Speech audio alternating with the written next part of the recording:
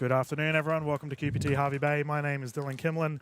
We are here for our next division, our next gold medal. Hope you are having a wonderful day at home, wherever you may be around the country or internationally. We welcome you with open arms. Absolutely clear skies here at Hervey Bay. It has been pristine. If you are down south, I know southeast Queensland was copping a bit of rain this week. I'm doing my best to make you jealous. We have the 19-plus men's doubles division gold medal. We can see official Kylie Dunn sorting the fellas out. I have got a special guest sitting alongside me here for our first ever broadcast, Andy D. How are we doing, Andy? Hi, everyone. Glad to be here. It's a beautiful day, as Dylan said. Really excited to see this gold medal match go ahead. I think the players will be mindful of a slight breeze that's coming down the middle of the court. Yep, exactly right. And to give you an idea of who exactly is playing, as I'll plop the scoreboard up for you, currently on the left side or the far back side, about to serve, we have Fabian Yu, and he is playing with teammate Hussey. They are up against Franklin and Udris. Play is underway. Let's get started. Oh, a net roll there, and the first points on the board for Yu and Hussey. Get one underway. Andy, how important is the first point to get under the belt? Yeah, it's definitely important. You'd like to get a bit of momentum under your belt if you can. So I think they'll be happy that one clipped the net and came on through. Oh, Franklin whips it down. The legend from the Bundaberg scene. Awesome to have him on here today. So that is our first side out of the day. Udris to bring it in, currently 0-1-1.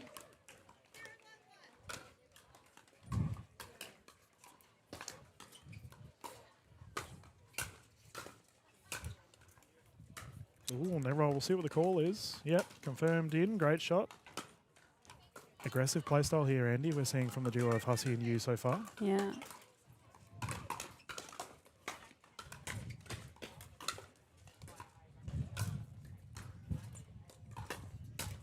Well, Andy, I've seen some really nice third shot drops here from the fellas closest to camera. Would you like to go into a little bit more detail of a third shot drop and what is something that, why it should be utilised, I suppose?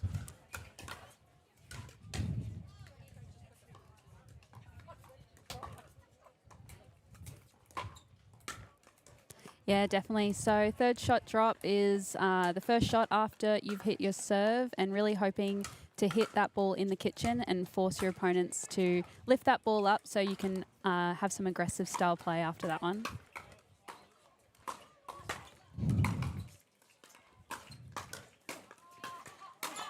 Oh, hands. Whoa. Oh, what it's a great rally. point. That was fantastic. Great point from all players. I think you can definitely see that Hussey and you are coming out swinging with an aggressive style of play. Unlucky there, but great point.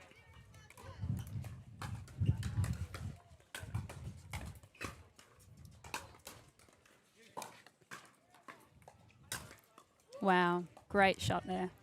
Yeah, we are seeing a lot of smashes here coming off of Hussey's paddle.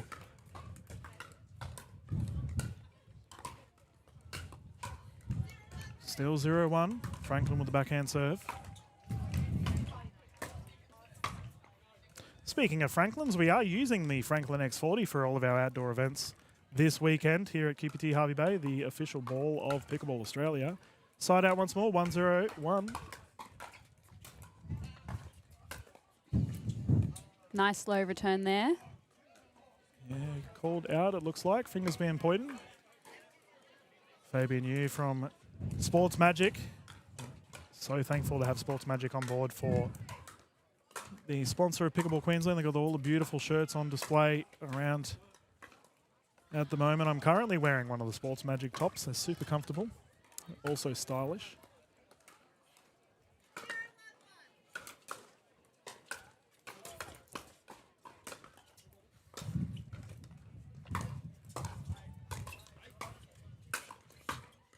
Great point there. I can really see that Hussey and you are playing down the middle, trying to force their opponents to choose who's going to take that shot.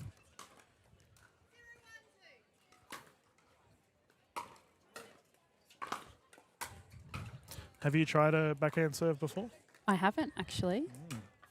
So for our viewers at home that haven't utilised the backhand serve, it has the same rules that we would follow with your forehand serve. So if you are doing a volley backhand serve, it cannot be hit above the hip and your paddle must be facing down. A lot of table tennis players will traditionally use a backhand serve. Me, I have no coordination to even attempt it. Oh, that's just dribbled over there. Yeah, that's a tough one, the old net roll. Udris with the apology.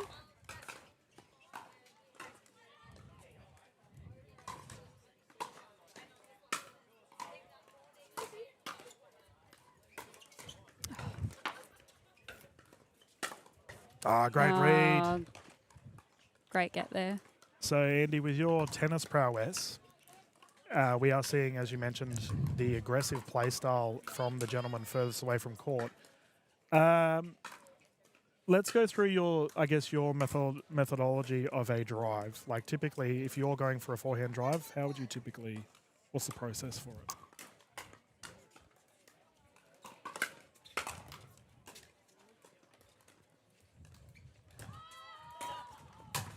Great shot there.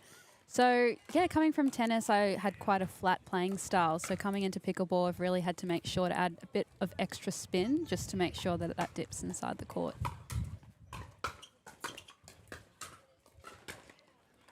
Okay, fair enough. As me, who doesn't come from tennis at all, and I mentioned my complete lack of coordination earlier, driving is not something that comes natural. Did you say, would you feel that coming from a tennis background has definitely benefited in certain parts? Yeah, definitely. I think coming from tennis, you know, the drive is A common shot that's used from players to play a lot from the baseline. And yeah, it's definitely, I think, helped my pickleball for sure. Bit of unlearning that has to come from tennis as well, but there's definitely a lot of transferable skills that you can leverage in pickleball. Oh, great shot there. Yeah, the deep returns here are working for the duo of Fabian and Udris. Unfortunately, can't get some points on the board. Still on 1-2-1. Well, I think the wind kind of picked that one up a little bit. So something the players really have to be mindful of, and it looks like they are playing into the wind there. So we've already covered 10 minutes of footage here, Andy, and we are currently up to a 2-2 game. Yep, speed up. It's a very evenly matched game. Lots of good points going both ways. So it's yeah, hard to pick what's going to happen in this one.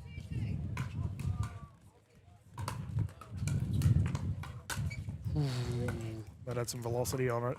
So typically your first game commentated is a special one. I have a sneaking suspicion that this may be one of those hour-long games. So strap yourselves in, ladies and gentlemen. A good old battle attrition underway.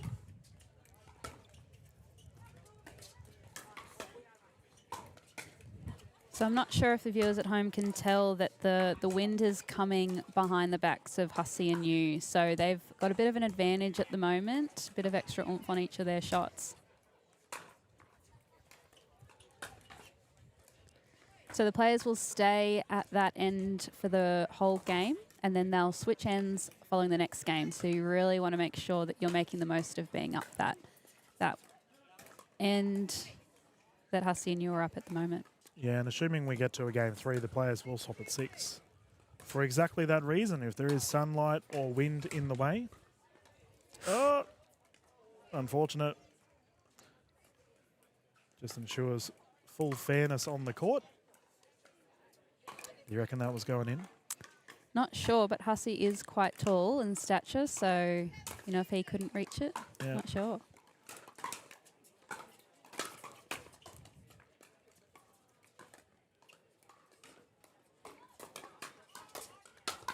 Being quite tall yourself, Andy, I imagine you have a lot of smashing opportunities on the court. Definitely not. No, I usually let my partner run back for those ones.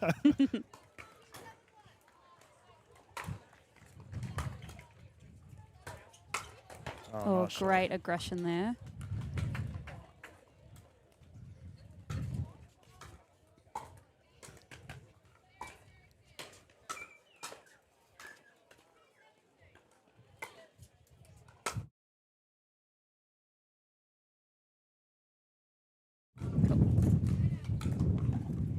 All right, there's a side out. Barry will get it back.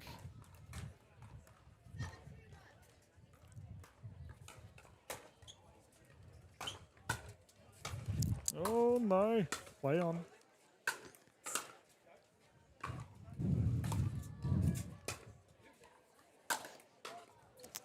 Speaking of Barry's, Andy, did you know that one of your new rivals in Major League Pickleball Australia's first name is Barry? You have no idea who I'm referring to. He normally goes by the first name Oliver. Oh, I'm familiar with Oliver. Yep, Ollie Gray. First name is actually Barry. So I don't know why he goes off Ollie, but I've got Coco Lococo sitting alongside me. Did you know that? Yep.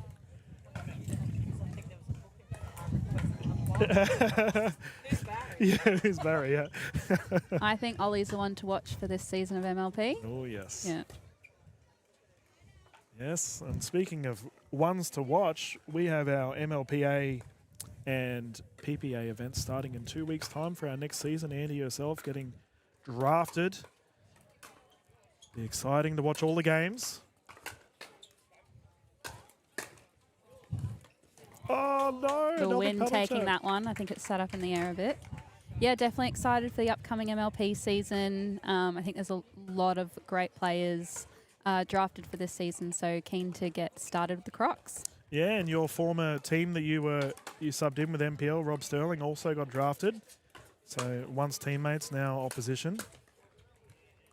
You two will have to be nice to each other on the court. So we have a quick point here. Good for the duo of Hussey and Yu. They're getting some more points on the board.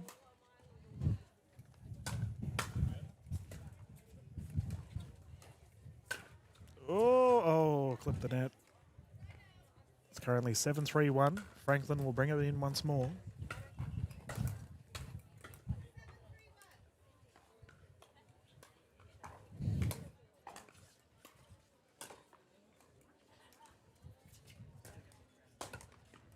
Some great dinks in that rally, actually. I think both teams are starting to really build those points nicely, waiting for that shot to really be aggressive and set up the final shot there.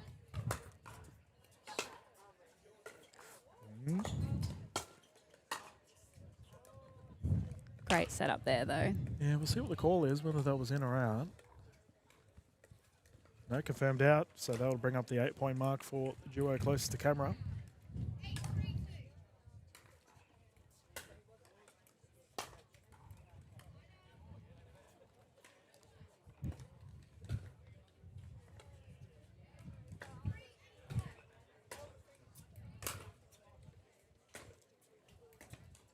So we have Kylie Dunn calling this game. Speaking of Major League Pickleball, she's also one of the refs for the events in the last couple of seasons. I'm not entirely sure if she's doing the Gold Coast event coming up, but she's probably someone that you should be a little bit nice to, Andy, as she may be reffing your games in future games to come. Yeah, Kylie's a fantastic official. I always like when Kylie officiates my matches. I always know it's going to be a very fair game. Yep. Yeah, she was the 2023 PAQ Referee of the Year. Ooh, great finish there. Yeah, patient play by Fabian. You just smacking it down. 2-point game.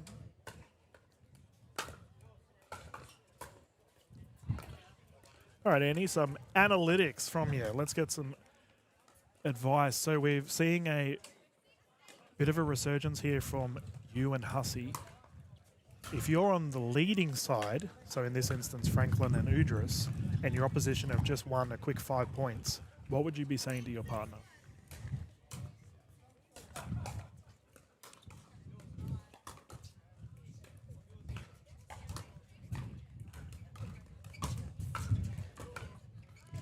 Yeah, I think in pickleball, you know, if you've lost 3, 4, 5 points in a row, you'd want to take a timeout and disrupt some of the momentum that your opponents are building. But I think Franklin and Udris are just doing a great job of slowing down play, playing some drops and some dinks and really building the point nicely. So they're closing that gap at the moment.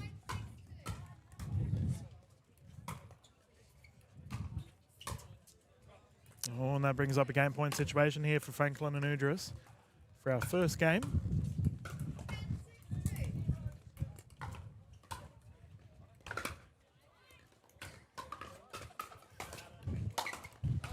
And that will do it. Game one going to the duo close to the camera. Well done to Franklin and Udris. Quick paddle tap. We are going to bounce into a commercial break, ladies and gentlemen. The players will have a bit of a breather, and then we'll get started with our game two.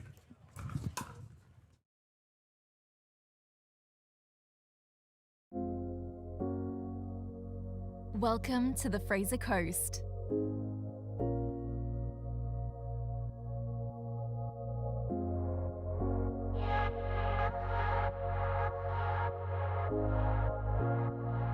The Fraser Coast is the perfect location. A short 1-hour jet flight from Sydney and a 45-minute flight from Brisbane. If you come by road, then 3 hours after you leave Brisbane, you could be relaxing on the beach, wetting a line, sailing on the bay, or enjoying first-class cuisine. The Fraser Coast has a fantastic climate all year round and is blessed with the natural beauty that includes rainforests, beaches, and rolling farmland surrounding the major centres of Hervey Bay and Maryborough.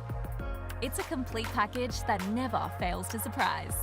A place where you can enjoy eco-experiences that revitalizes the soul, adventure activities to get the heart racing, history that amazes, art and culture that inspires, and a lifestyle that captivates. Maryborough is known as the Heritage City, and you can experience that history in the streetscapes as you walk or drive around the city. The tranquil waters of Hervey Bay are the best place in the world to view humpback whales, while the World Heritage listed Gurry is only a short ferry ride away. Residents benefit from the influx of tourists as a myriad of cafes, restaurants, resorts and shopping precincts have been established to cater for their ever-growing needs. There's a diverse and colourful program of events every year, ranging from the Mary Poppins Festival, Whale Festival, Relish Food and Wine Festival and Hervey Bay 100. Not to mention weekly markets in a variety of locations across the region. There's always something to do, which makes the Fraser Coast a great place to work, rest and play. So, if you're looking for a lifestyle that's second to none and want to make a meaningful contribution to the community with one of the region's largest employers, come and work with the Fraser Coast Regional Council today. What are you waiting for?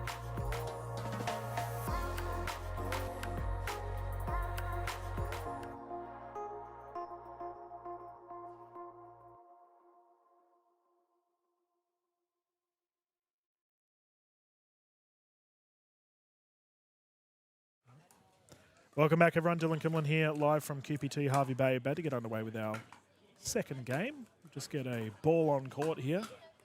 Currently, we have the fellas duking it out in the court behind us. Get a score update from official Dunn. 2-0-2.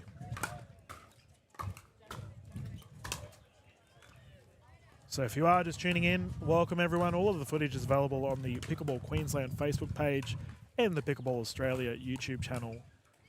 Game one went to the duo of Franklin and Udris.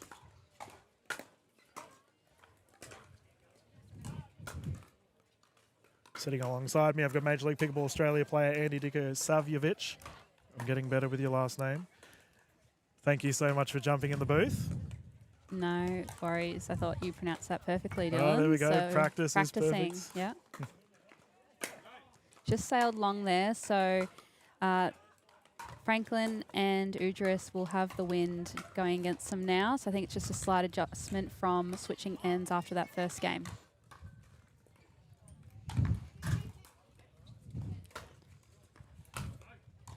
Again, sailing long. Yep, concise analysis, as the wind is something, especially a lot of these players play indoors. So wind can be a foreign concept. If you are playing in windy conditions, Andy, is there anything that you might do to change your play style? Yeah, definitely. So I just watch the net to see which way that wind is blowing. And then if you're going against the wind, just be mindful you might have to put a bit more on it. And then as we can see there, when you're going with the wind, just aim a little bit shorter. Just to make sure that that one lands in.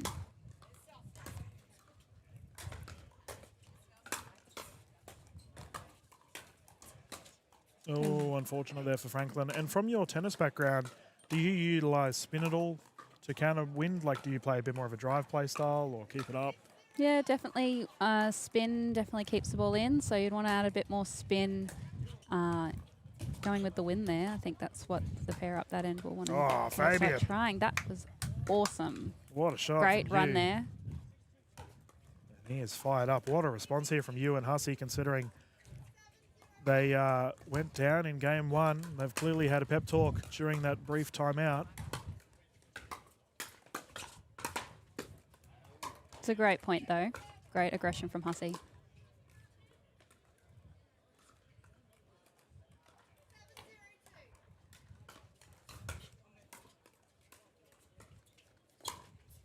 I wonder if Hussey comes from a line of cricketers. Renowned name in the Australian cricket scene. Well, the fellas are just having some words. Oh, no, it's all a joke. I thought that was a little bit serious there from the fellas, but no. 8-0, what a lead.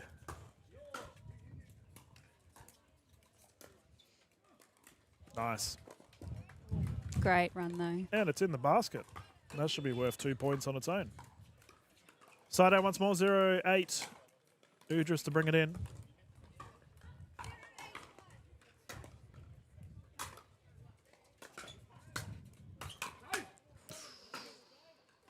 Something definitely to be mindful as well when you're up that end going against the wind is some of those balls might sail out, so it's worth just considering if it's going to sail there. Talking about sailing, that's gone flying, and Kylie Dunn showing us her fine motor skills, letting it roll onto the other court. There we go, and take two.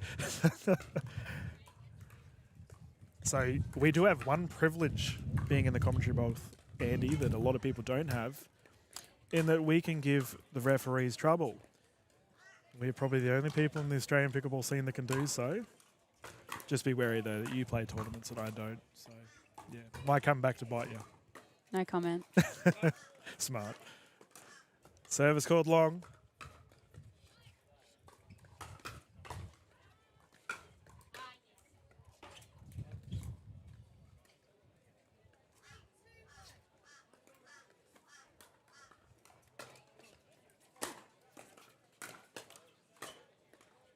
Yep.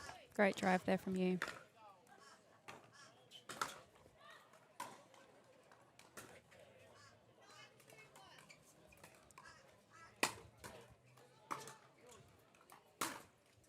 Oh, net roll is perfect from you, and he is firing. Andy, what has been your experience of the QPT Hervey Bay event thus far? It's been an excellent event. These courts are just phenomenal. We've got 10 fenced courts, and we've got 4 up the back as well. But it's also just a great showcase of volunteer-run events. There's just so many people around to ask, you know, where things are and just any question that you've got, and it's just run so smoothly. It's been a great experience so far. Yep, I was lucky enough to have the mayor, George Seymour, jump in and have a chat with us regarding the Hervey Bay pickleball scene, and he looked like a proud dad. Let's put it that way. He was very chuffed with the response from the community, and Hussey's just... Unfortunately, the fellas on the court next to us are waiting for their ball. But you're spot on, Andy. It's been a great event thus far. Are you playing tomorrow? Playing tomorrow in the mixed doubles. Yep. Who's your partner for that? My partner is Jared Janetsky, who is also my life partner. So I expect full cooperation on the court. There's is this your first tournament together? No. Okay. It's our second. And you decided to play another one together. Ooh. There is a lot of couples that play pickleball tournaments and immediately regret it. So I'm glad to hear that that isn't the case for you guys. Yeah, it's going well at the moment, so Yep. see how we go. But no, really excited. It's just such a fun game to play, you know, with friends and family. So, you know, just love being out there. So obviously he was chuffed for you getting drafted as well. Definitely. Yeah, I've got lots of supportive friends and family who train me up and support me and just, you know, in every sense of the word. So I'm super grateful.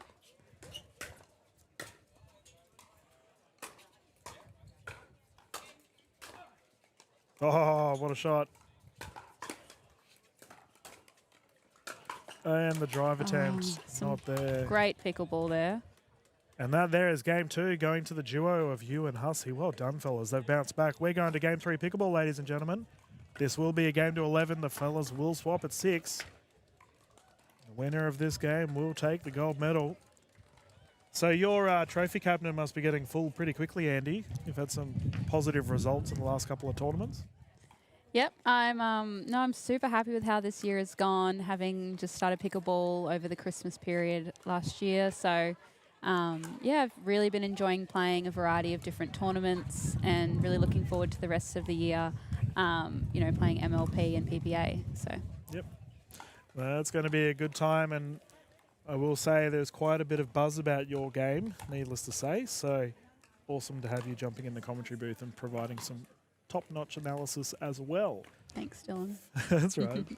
The fellas are just having a bit of a breather, and then we'll get stuck into it. I'm going to get your insight. So we've got a game 3. Let's say you're playing doubles, and you've just lost the game 2 after winning game 1. What would you and your partner be talking about? Yeah, I think just reflecting on, you know, what's worked really well, but also maybe what hasn't worked so well. But I think just focusing on the positive, just, you know, feeling confident. You've won a game, you can do it again.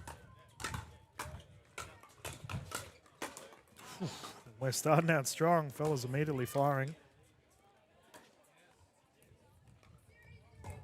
0-0, Udris to bring it in.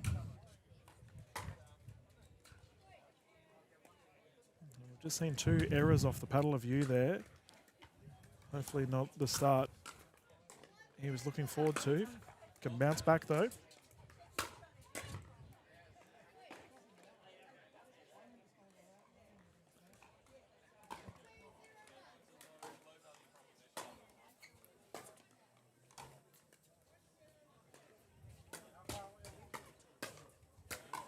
Great point there, and I think some great demonstration of some really effective dinks and drops just to set up the point and really showcasing what good dinks and drops can do.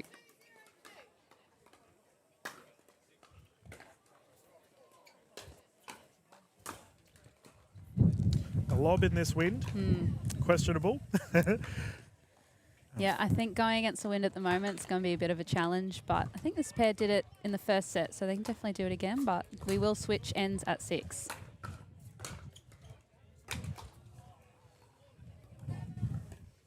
Yeah, net into the, or shot into the net rather. Yeah, don't think Hussey will be happy with that one. Yeah, he got him bounce back though. Yeah.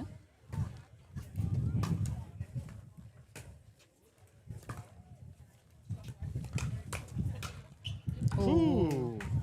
Great reflexes there. Yeah, these fellas have got quick hands, that's for sure. Ball comes back, and this is a great opportunity here for Franklin and Udris to really get some more points on the board, have a 2-point lead.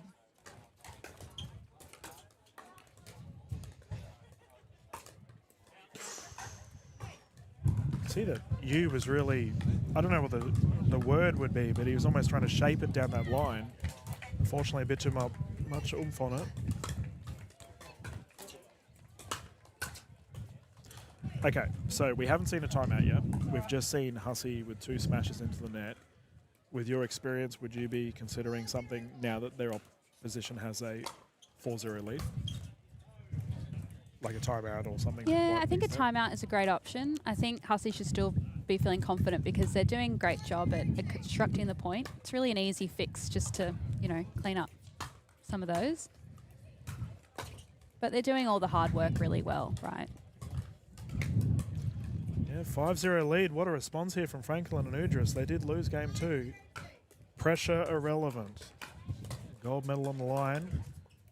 And that brings up the 6-point mark. The fellas will swap sides, and let's see if this wind starts to benefit the duo of Hussey and Yu.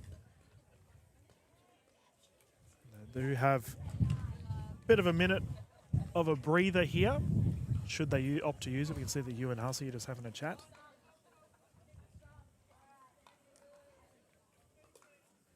I think you and Hussey will feel confident starting up on this end. They did really well in that second game there. So, you know, I think they should feel pretty good going into this second half here. So, I'm curious, Andy, as a someone with a big tennis background, do you prefer playing singles or doubles in pickleball? I definitely enjoy playing both. I think singles definitely takes me back to my tennis days, and doubles has been something really fun to learn. Nice and refreshing. Oh.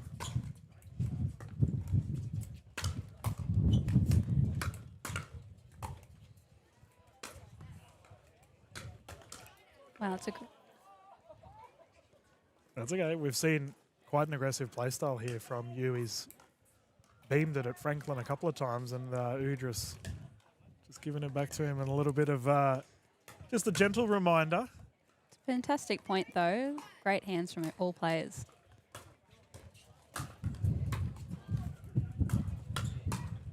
Ooh. I think all the fellas have got single-handed backhands this game. I don't think we've seen a 2E yet.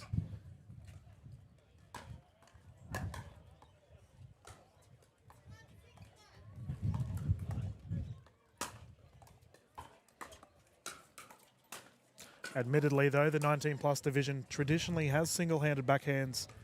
You see more of a double-handed backhand action as you get into more of the open division. Speaking of double-handed backhands, Andy, you and Captain Summer Dalabona have some of the best double-handed backhands in the Australian pickleball scene. That's going to be a frightening duo for opposition. Yes, Summer has a great double-handed backhand, and I've definitely watched it and tried to pick up as much as I can from it because it's definitely a weapon of hers. That's terrifying. Mm.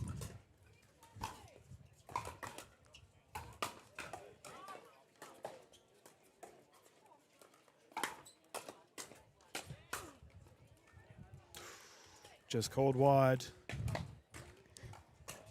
I think some of these points are just going back and forth. Just the players are just doing a great job at resetting and, you know, absorbing a lot of the pace that's coming their way. Great get there, great finish. So, correct me if I'm wrong, but I feel like Franklin and Udris, their transitions when they're serving have been very solid. Like, they're getting in those volley battles. They're doing the hard work when they get to the net. Yes. But whereas a lot of points are typically won not in that instance, so. Yeah, that's really where you want to get yourself up to that kitchen line, put yourself in a good position to finish the point. So they're getting really close. But yeah, Franklin and Udris are going with the win now, so some of their shots just have a lot more power behind them. And I think Hussey and you are just catching a few balls late, I think, on their volleys. Yeah, and we now have a gold medal point here on display for Franklin and Udris. Currently have a 10-1 lead. And that's one way to deny a gold with a net roll. Just dribbled over there. And we have a timeout from you and Hussey. We're going to bounce into a commercial break, ladies and gentlemen. We'll be back live straight after the fellas have a bit of a breather.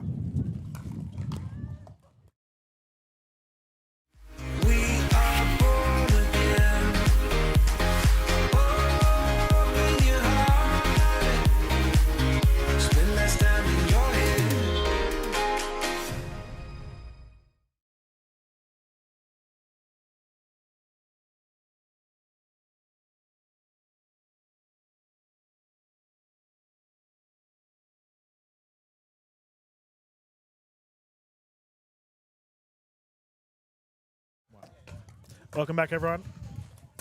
QPT Hervey Bay Gold Medal match, Game 3 underway. Ball goes long, and for the duo of you and Hussey, they got a little bit of work to do. Currently defending a gold medal point. 1-10-2, you to bring it in.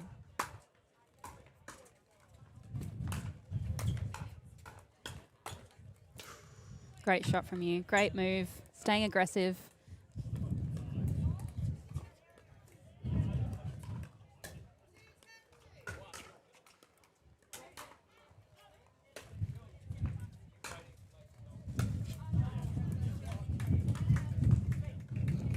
Good smash there from Udris. We can hear that wind starting to blow in. It's a shame I've got all this hair on my head because it keeps whipping me in the face, but the players recommence. Gold medal point once more here for Udris.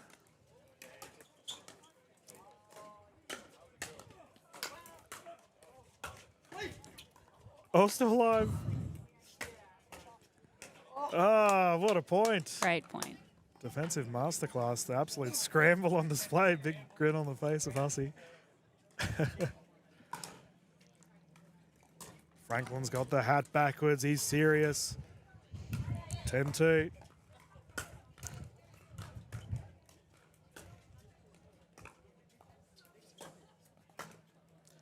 Franklin has a very delicate transition, right? He barely touches the ball.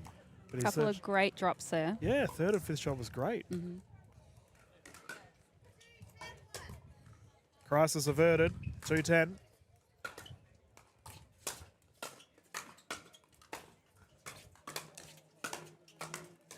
Great move there from you. Staying aggressive.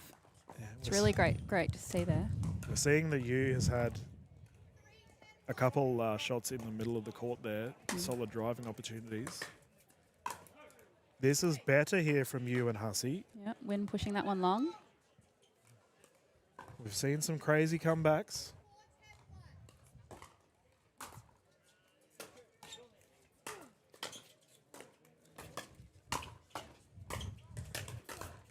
Oh, diving effort. Hopefully Yu's okay. He's all right. Franklin's immediately run around to check he's all good. Such is the sportswomanship of our QPT Hervey Bay events thus far. It's been a great time.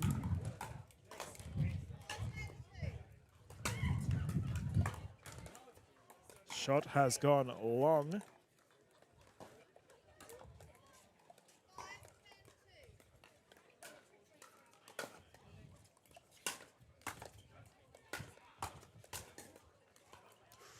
I thought the wind may have saved that there, but no. Called long. I believe there was a challenge. Official done has confirmed that it was long. Udris and Franklin once again have a gold medal point.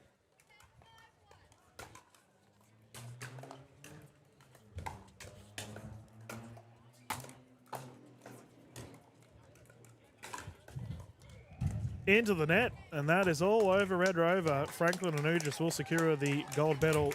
The duo of Hussey and Yu will take the silver.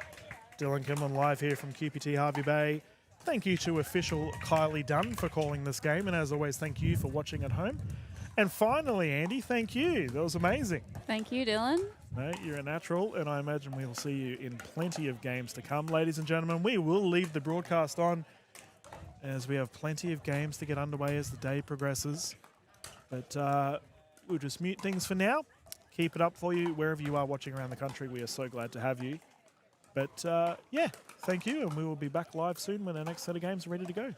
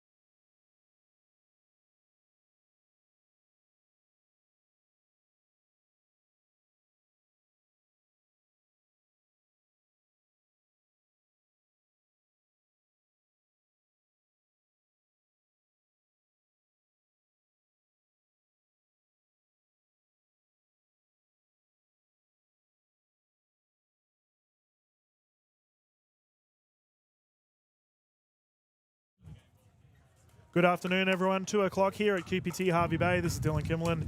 We are about to get underway with our next game for you. We have our 35-plus men's double gold medal. We've got a Pat Panunzio on our screen currently. You're right in the way of the camera. Big wave. Yeah, there we go. That's a polite way to get him out of the way. I've got a special guest sitting alongside me, the infamous, or famous rather, Coco Lococo. Thank you so much for joining me today, Coco. How are we doing? I'm feeling great. Thanks for having me. This is going to be a lot of fun here for our 35-plus men's doubles division. Closest to camera, we have the duo of Milne and Tay. They're up against Pierce Kwan, Cale Hodgson. Refereeing this game, Robin Hungerford, who, this is a special game, by the way, ladies and gentlemen. She's getting her level 2 accreditation. So we have Margot Tredenik also joining in from the referee point of view. Good luck, Robin. We believe in you.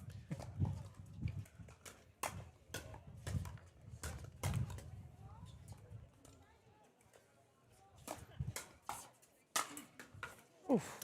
Yep, as someone who attends Pierce's gym, let me tell you, he is probably one of the strongest men in pickleball. No surprise there with that smash as he puts it away. This will be 3 games to 11, rotate at 6 should we get to a third game. A win by 2, utilising the Franklin X40s.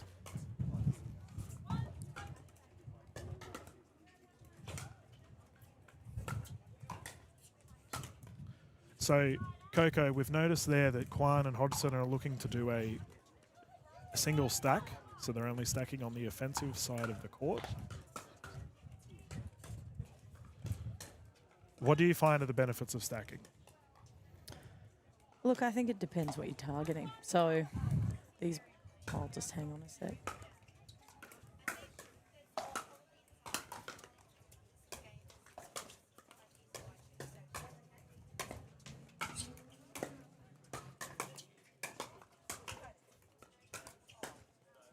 Oh, what a rally. Good rally. Look, I think it all comes down to whether they're trying to exploit something on the opponent's side or whether they're looking to exploit something on their good weapon attacking side.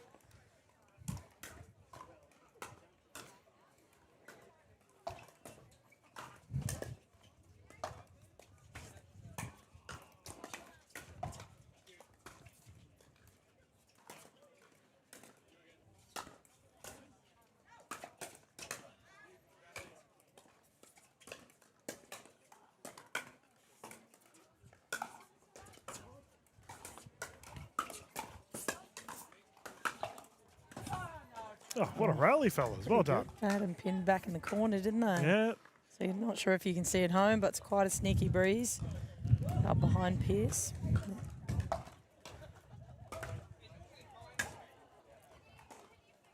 Perfect third shot drop there. Yeah. Called in. So you can see there Pierce Kwan has placed his palm out. So that is a universal hand signal for in. If you put a finger up like you've been caught out in cricket, that is deemed out.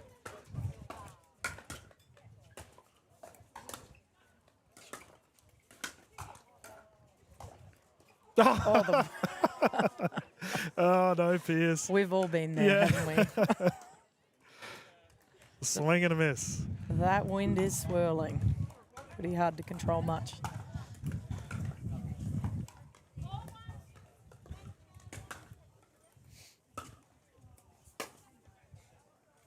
Oh, Milne's shot going wide. There's a side out 1-4-1. Cale Hodgson to bring it in. The newly appointed director of KDV out at Gold Coast.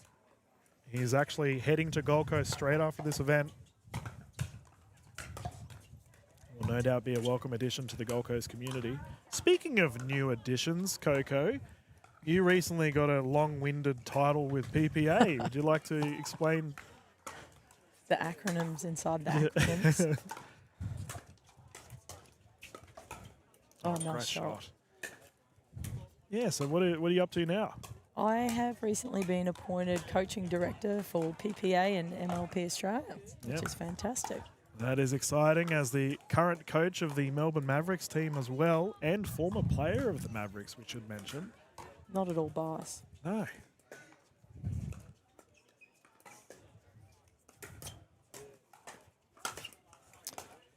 I really like how the boys are moving these guys around, pushing them side to side and then hitting that middle. Quite solid. Yeah, solid response here from Team Blue. They've tied things up once more, 4-4. Oh, tweener attempt not to be. How? I think the crowd would have gone crazy had that have been pulled off.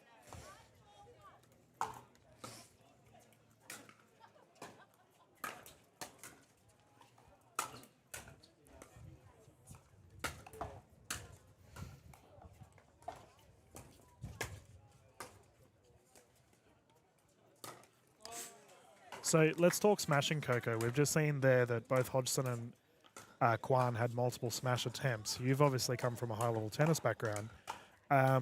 Is there any tips you could provide if there's anyone new at home that might have a bit of a wonky smash? I think it's really important that you get yourself side on and pull that elbow back so you've got like a slingshot, most important, left arm if you're right-handed. Keep it up at the ball. Kwan walloping that one, too much oomph, and we do have the wind in play, directly blowing towards the camera. As a result, we will see a lot of outballs.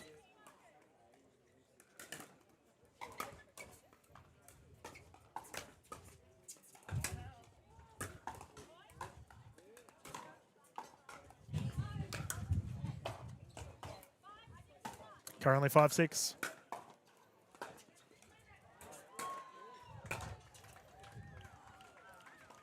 You've usually got two types of players, those that like to play with the wind and those that like to be hitting into the wind. I feel like Kale and Kwan are doing quite a good job at keeping it measured. Yes, definitely.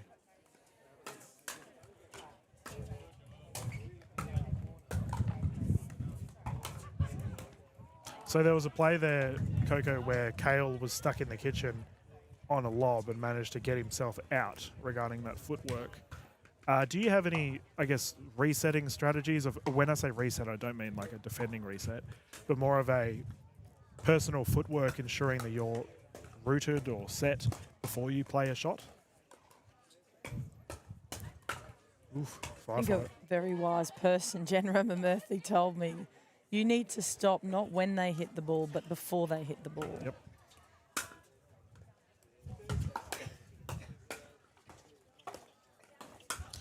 That's a risky play. Hospital pass in the rugby world, we would call that.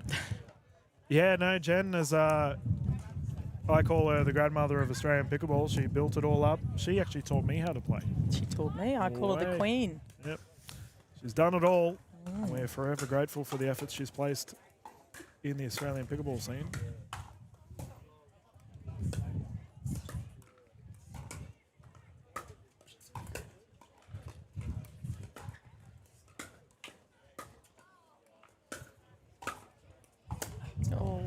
I'm curious, Coco. So we saw there at least 5 shots on the left side towards Tay. Do we feel that there's potentially freezing happening here, or yep? I feel so.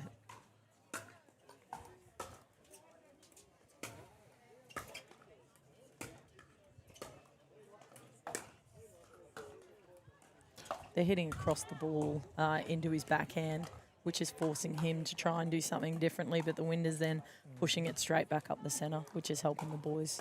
Yeah, very patient play from Kwan and Hodgson thus far. Very deliberate. Yep. I feel like with this wind, you don't really have a lot of option, you know, that you'll end up overcooking the ball if you're trying to go for too much with the wind.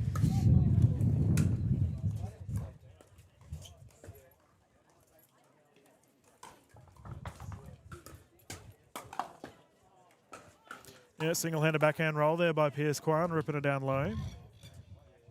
And I think that's also the advantage in this weather, is to try and keep that ball low. Slice is very handy in this weather, to just keep it low and in. And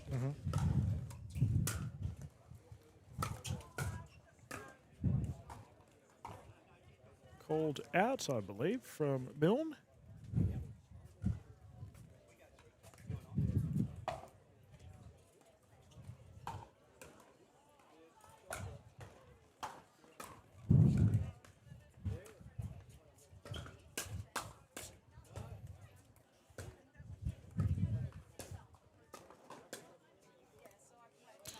Yeah, almost too patient there. I was waiting to see an Ernie pop up. Coco, it didn't happen.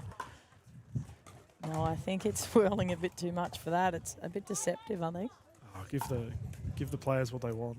I want a crazy I want some athleticism. lobs. Oh, Well, Pierce wanted that to go in, and unfortunately not the case. Pierce Kwan, last season from NPL team Iguanas, has been a great role model in the Australian pickleball scene, especially Southeast Queensland, working on a lot of players with their, that's a net roll, physical aspects of their game. I know he works very closely with George Wall, for example, the superstar captain of the Fast Fours, just on his I guess rehabilitation with injuries and whatnot, so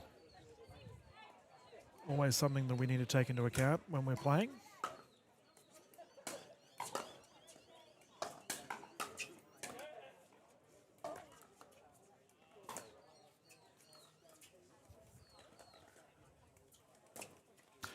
I feel like just then he kept backtracking. Any thoughts on that? no, I think he's trying to get that ball quite short in the kitchen. He seems to be leaning off his back foot to try and somehow take the pace off it.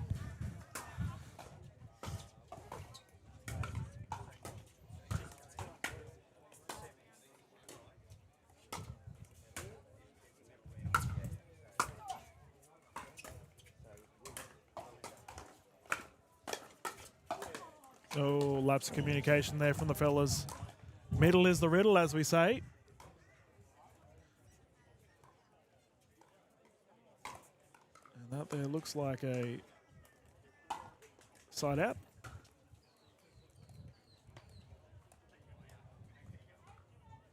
Currently 8-7. Close game here, Coco.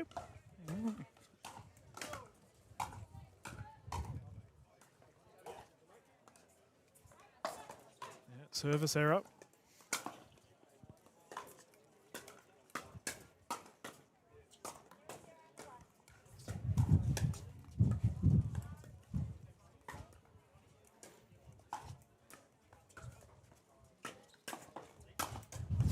Was so fast.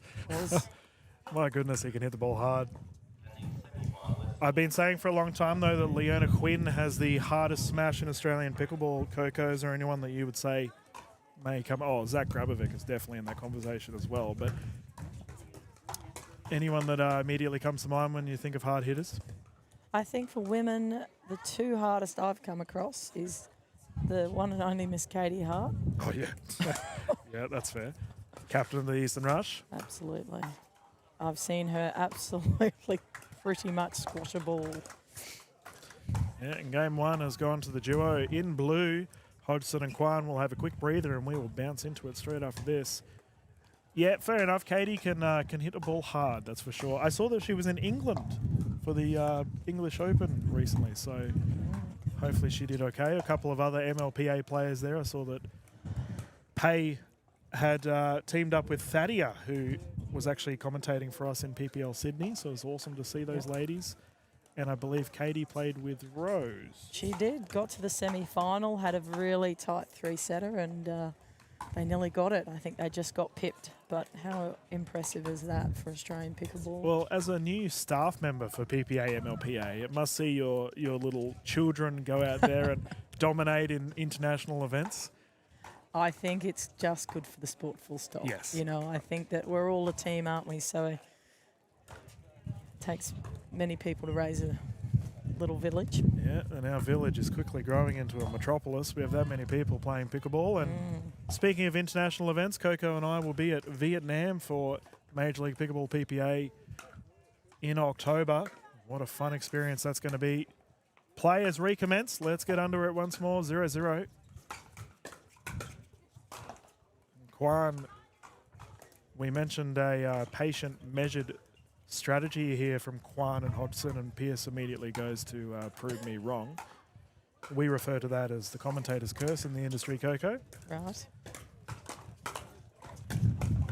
It takes a bit of adjusting. So they've obviously, they've come up from the end with the win. Now they're against the win. It is a different style of game. You've got to adjust.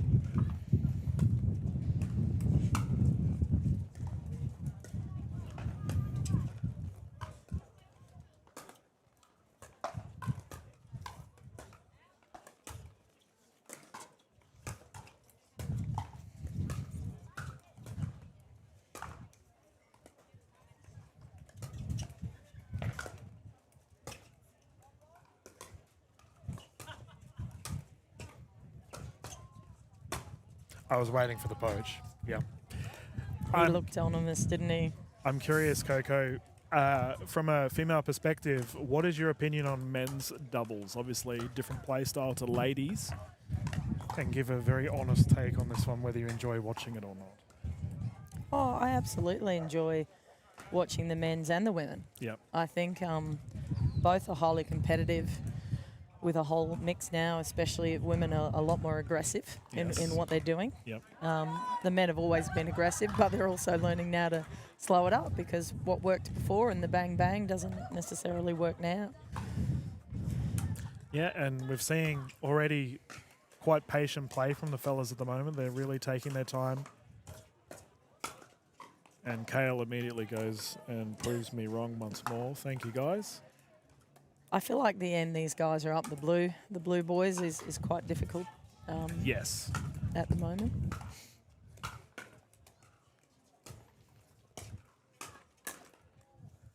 So, Coco, I had the privilege of staying with Kale and Kerry at the Yeppoon Pickleball Festival recently, and they notified me that they watch every single stream that I do, listen to it religiously. That's so fantastic. you have a very intimate chance here to talk to someone who's going to listen to you later on. It's a bit of a weird feeling. Should I just apologise in advance for that?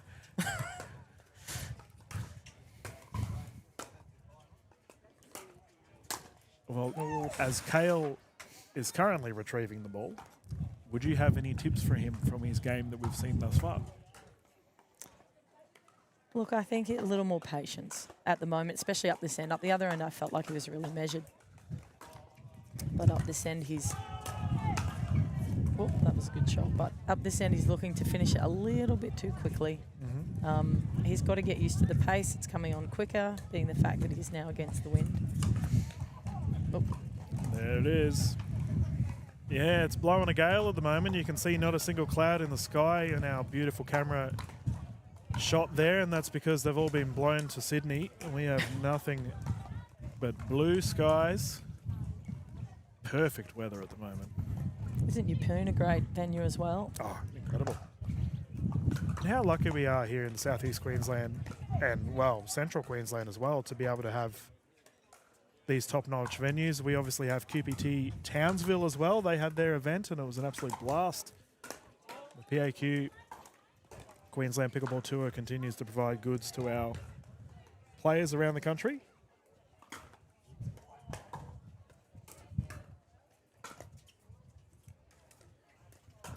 That's better.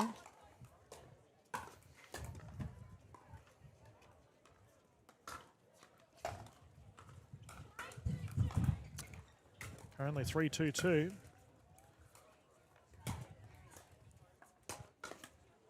Official Robin Hungerford. I played a couple of games, or not a couple, many games with her at KT Academy in Mooloolaba. She's got a wicked forehand and a wicked sense of humour as well. Definitely not one to be trifled with, so we're very lucky to have her in the white sleeves this weekend.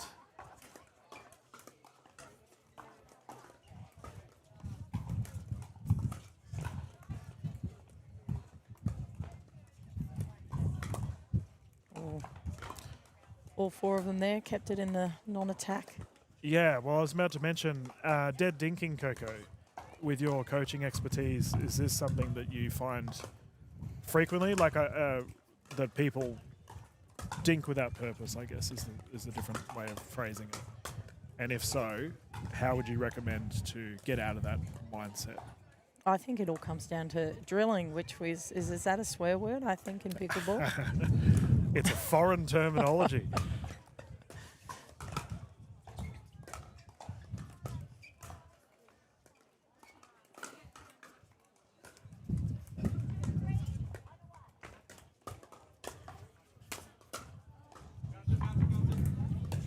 I feel like there are drills and drills. You know, you can do some drills without purpose, or you can drill with purpose, so that when you are under the pump, it's automatic for you. You don't have to think. And I'm curious to get your opinion on this as with your new role, specifically looking at coaching. I'll just wait for this passage of play to finish. But You mentioned that drilling is essentially it's something that isn't done frequently. How would you suggest for players that are watching that want to get into the tournament space, want to improve, how do they change the discipline to drill more?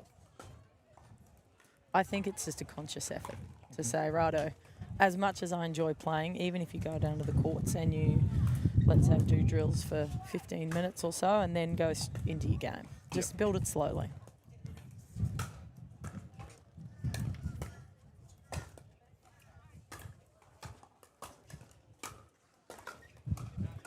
And for anyone that's at home that may be in that where they've never drilled before but they would like to improve, is there any resources you'd recommend or any particular YouTube or anyone to follow that may be able to give a bit of a guide?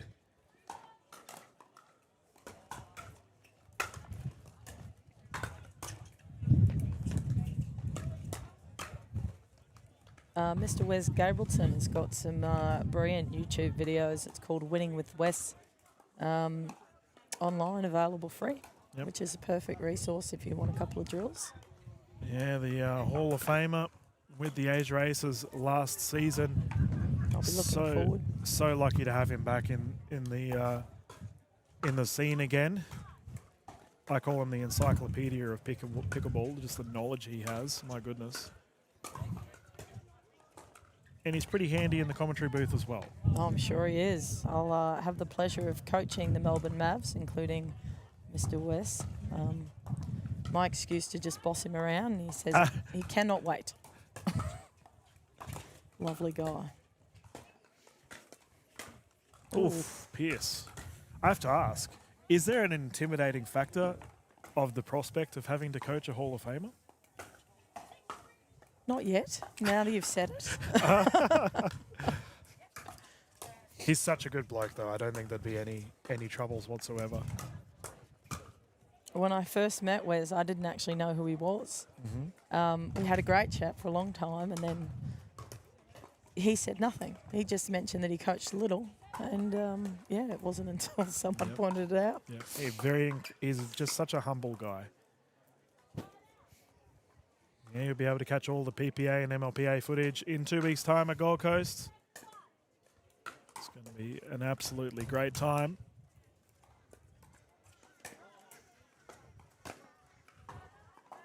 I feel like it's getting a bit tight.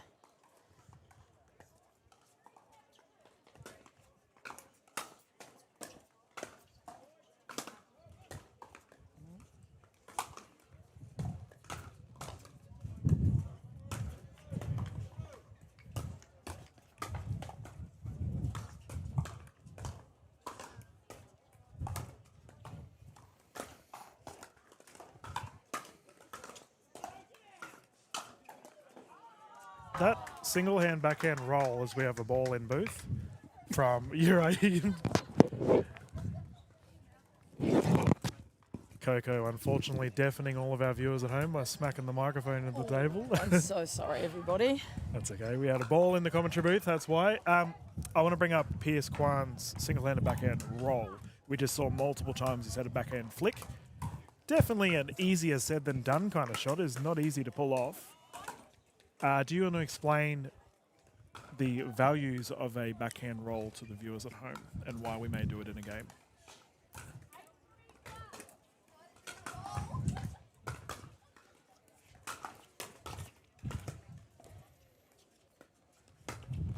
Oh, didn't quite nail that one. Look, it's quite good to mix up the game, and especially if you're pulling that ball out of the air, it's great to be able to do a roll, put some spin on it. Get the opposition hopefully in defence off their back foot and causing a pop-up. Yep. Yeah, I do feel like it's working for him too. He's getting repeat successful backhand rolls.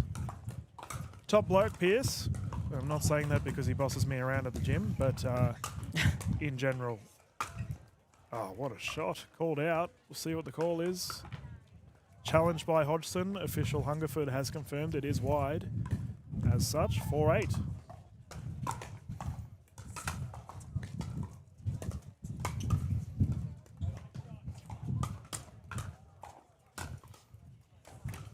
That was solid there by Milne. That immediate jab cause the pop-up easy for Tay to put it away.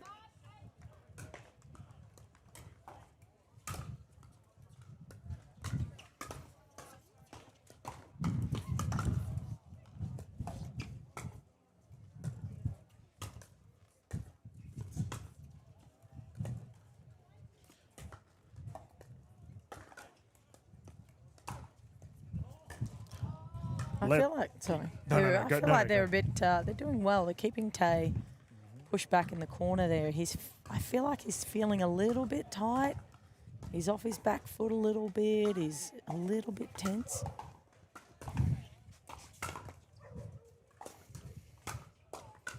And there we go. From a repeat offense, so Hodgson and Kwan are very clearly not hitting it hard. They're just keeping them back. Just discipline. Like, how often do we just want to wallop the ball, right? I think sometimes, though, the more pace you give them, the less technique they require to hit it in. So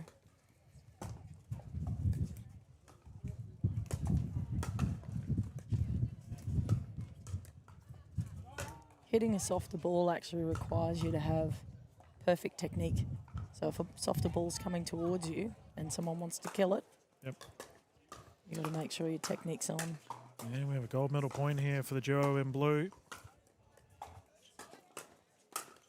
Put away. Hodgson and Kwan will secure the gold here for QPT Hervey Bay for the duo of Milne and Tay. Silver medal. Thank you to Robin Hungerford and Margot Tredenick for refereeing this game. And as always, thank you for watching at home. Coco Lococo, you're a superstar behind the microphone. I look forward to doing more work with you in the future. Thank you so much. It's been a pleasure to be here. You can catch all of our footage on the Pickleball Australia YouTube channel and Pickleball Queensland Facebook page. We will leave the stream going, ladies and gentlemen. But we have plenty more games to come as we go ahead throughout the afternoon into the evening, 2:30 here at Hervey Bay. Thank you as always for watching. We'll be back on soon.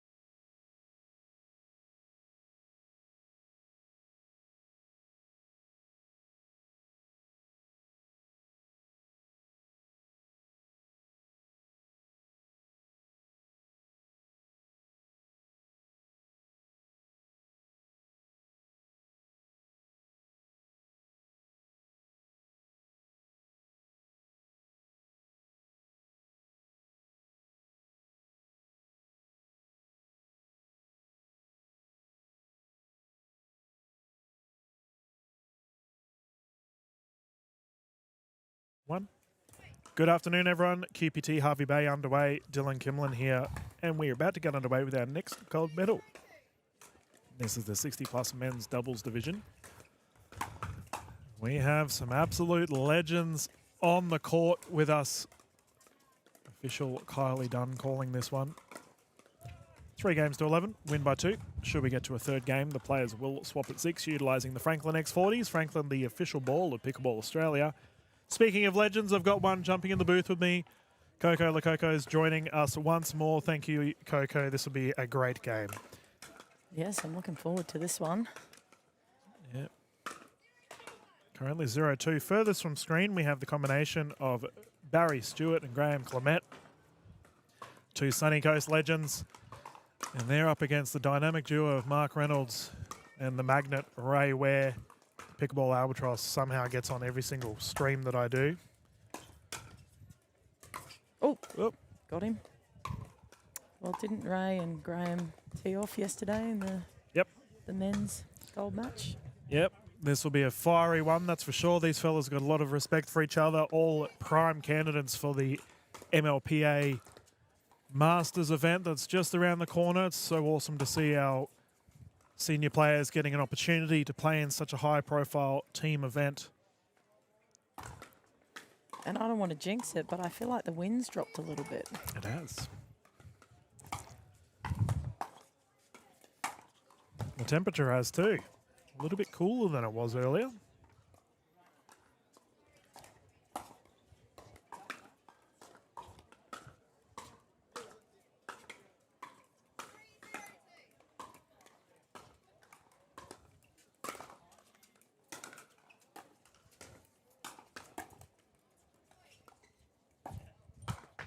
So, Mark Reynolds, Ray Ware getting a bit of a lead here, 4-0.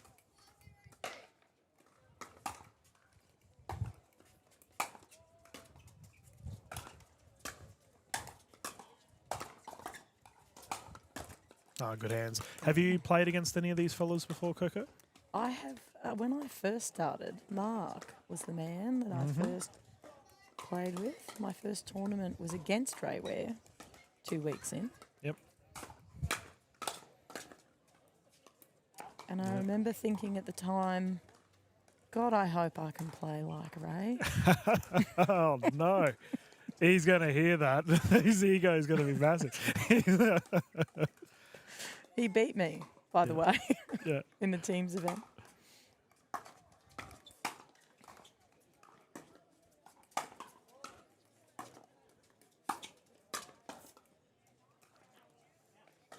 Called out.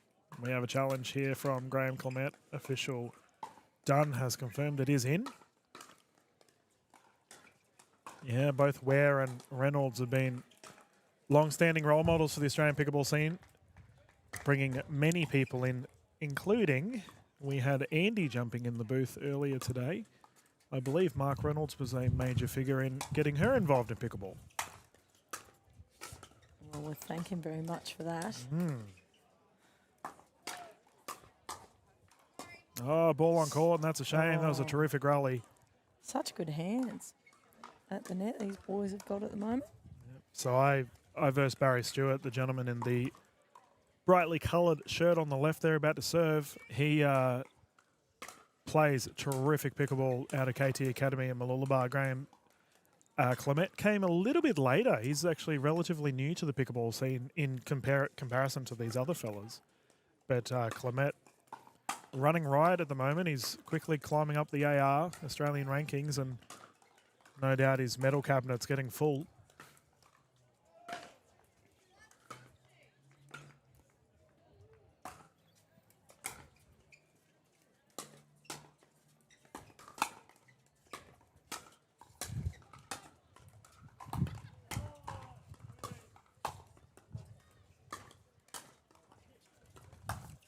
Ray and Mark doing a very good job. Closest to screen here, keeping it at the boys' feet, forcing them to really hit up, trying to cause that pop up.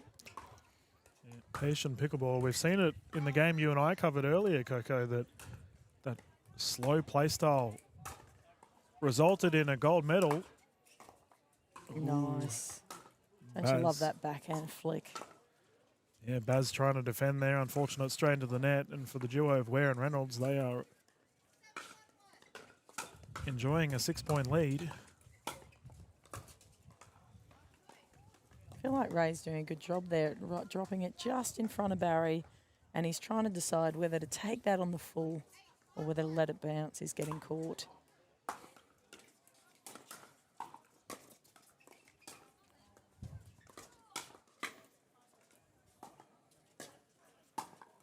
Oh, Graham on the heels of his feet there. Yeah, Doesn't strike me as the man easy to get off his back foot either lately. No, he's a...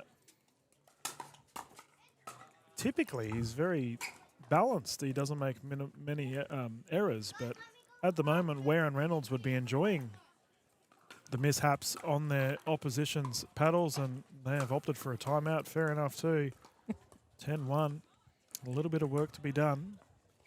Ray and I did have a little bit of a debrief after his singles match yesterday. He played very well. Yep. Just a couple little things I thought that he could just be mindful of, and I'm sure he'll re-watch his match and have a look at it when he was in a good position and when he got caught. Yep. So it was such a good match though. Yep. Oh, he's trying to jump into the... Graham and Barry. This is what I love about these divisions. These fellas have such a good time. Well, when we played, so I'd been playing a hot 2 weeks when we came up against Mr. Ray, and he was so lovely. He helped me score and stand, and even though we were playing against him, not for him, and we're in the semi-final bronze medal match, sorry. And they put me out on court, and he was very gracious and helpful. Never forget him for that. No, I refer to him as a ray of sunshine. He brightens the day of many of our pickleball players. He's at pretty much every tournament that I go to. So fair to say he and his partner Jenny are a little bit addicted with our current sport. Speaking of Jenny, she's got a mouthful of muesli bar at the moment watching this game. Oh, good pickup. Just hit wide, side out. Clement and Stewart survive. They've got a mountain to climb, however.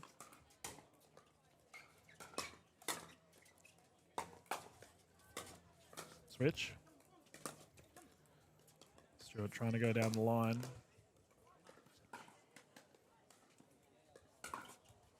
I think it's also important to pick when to leave it. The boys hit a few of the balls there that potentially were going out.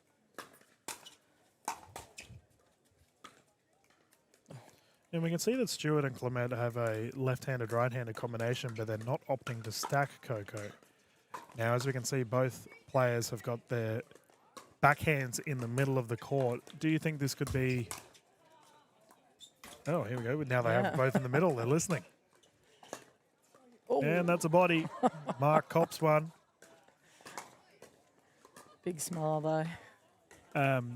Yeah, do you feel that the prospect of having two backhands in the middle of the court could be potentially troublesome? I actually like the thought of it. Isn't that weird?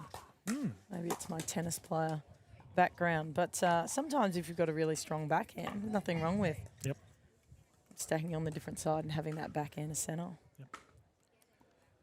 It's just if you might fight for it, it might be an issue. Well, it's interesting, right? Like we talk about forehand etiquette, where it's just off the middle of the paddle for two right-handed players. An official done, just getting a cuddle here. All love here at QPT Hervey Bay. But, yeah, do you find in this weird instance we're talking about, there's almost a backhand etiquette, right? Like, no, this is my shot, not yours. Yeah. Yeah. Absolutely. Oh, pickleball has so many strange, quirky things that occur. It's great. I think it's important to have that discussion with your partner first up. What do you like? You know, what's your preference? So, for instance, Andy and I played today. We haven't played with each other before and just had a quick chat. Like, what do you like? Obviously, she's a lot quicker. Where do you want to be, Andy? What's your preference? She's so lovely. She doesn't have one. No. I'll do whatever you want, Coco. Thank you. She is a good egg, Andy. She's a weapon. That's for sure. So happy that she's been drafted and will no doubt quickly grow her career. And of course, by the lovely Summer. Goodness me. Yep.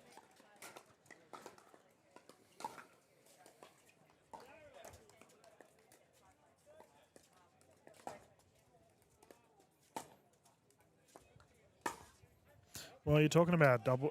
He just swapped his hands. Yeah, there was a paddle swap there. Talked about paddle backhand prowess. I mean, you just mentioned two names there, Andy and Summer. Summer arguably has. She's in top 3 of most terrifying double-handed backhands. Talking about terrifying. Poor old Mark Reynolds. Fair to Top say, 2. Clement has left his mark. He's resulted in 2 balls. Arguably, Summer's got one of the best backhands I think I've ever seen. It's terrifying. It's effortless. Yep.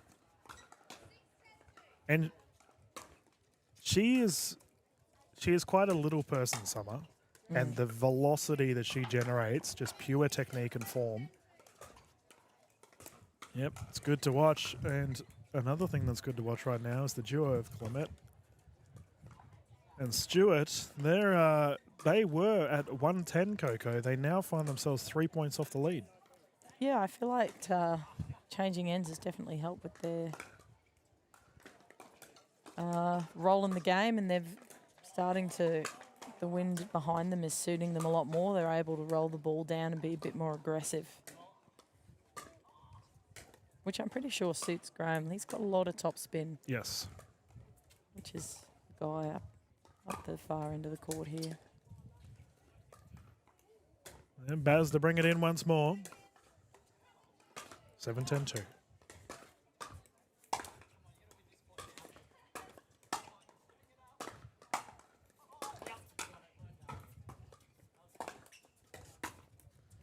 Nice measure to post there. What a response. Sorry, Coco. This is amazing for the fellas.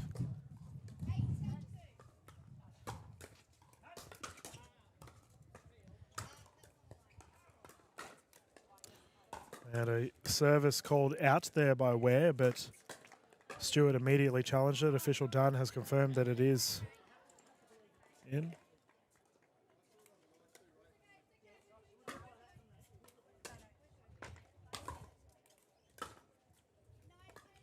On 10. Wow, we now have a tied game. Yeah. 1-10. This has to be up there with one of the biggest comebacks I've seen.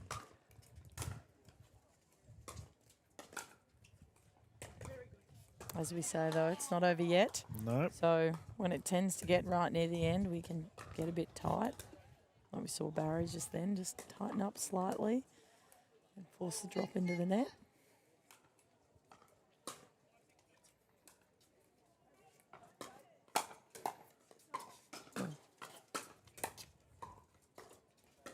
Oh, cheeky there by Stewart not to be. I think it's always important to remember it's never over till it's over. Yep. Doesn't matter how far you're leading or how far you're losing. You've got to play every ball as it comes and not get ahead of anything.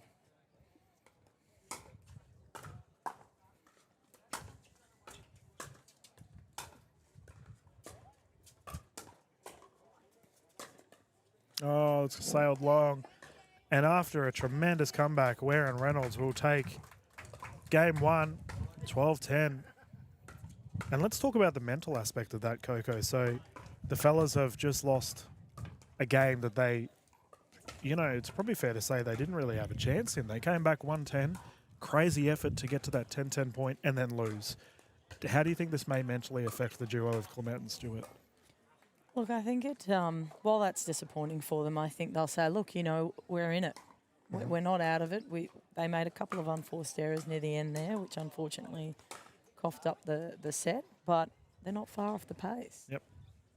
They've got a chance. These boys like to hit quite hard, so now that they're swapping ends, the boys will be able to roll and dip into their feet, Yep. which I think will suit them more. So it'll be an interesting second set. Yeah, I'm looking forward to it, and we can see official done there in the middle of the court. I mentioned earlier to Andy when she was commentating that this is probably one of the few roles in Australia where you can poke a little bit of fun at the referees. But no, we love the I'm work not that. game. Yeah, I wouldn't. You know, No. Kylie's pretty scary. Fair enough. So, They do a great job. yep. No, I was having a chat to the mayor of Hervey Bay earlier today, and George was telling me he's actually an AFL referee. He plays pickleball himself here at Hervey Bay. And I said to him, have you ever considered pickleball reffing? And it's deeply in consideration.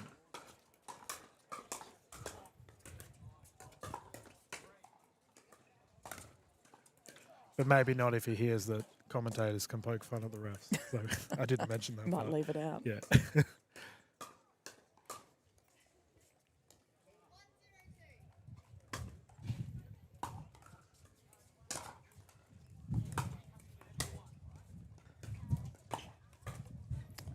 Quite difficult to be hitting a smash into the wind today. Yeah, I think he was a bit lucky to get away with that, but he did well.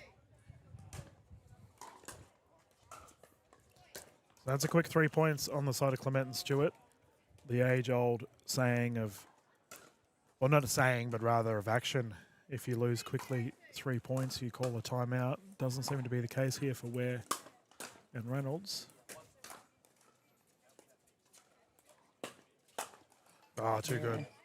I feel like it's also a bit of adjustment of wind factor. You're up a different end. You're now with the wind. It's going to cause the ball to be different.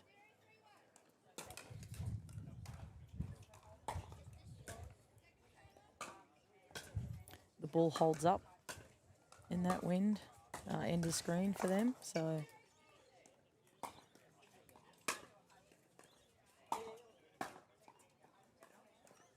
Yeah, it's called out. This is better for Ware and Reynolds.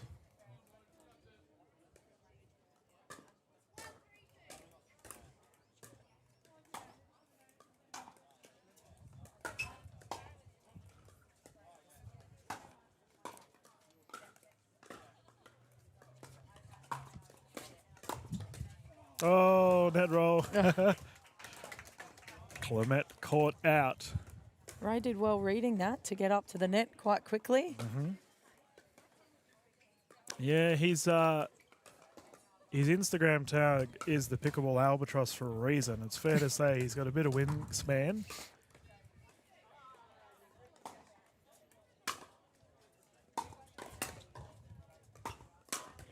Oh, lovely. Nice. Yep, Stewart smacking that down. Right in his hitting zone. 3, 2, 1, we have liftoff. Clement to bring it in once more. Oh, drop attempt unsuccessful.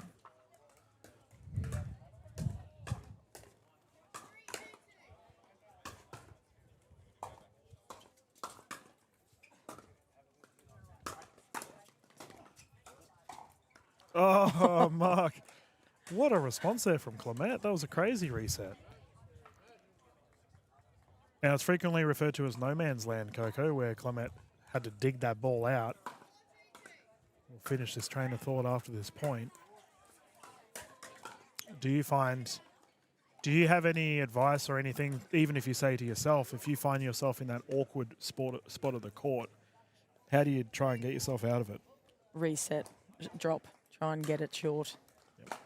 I used to think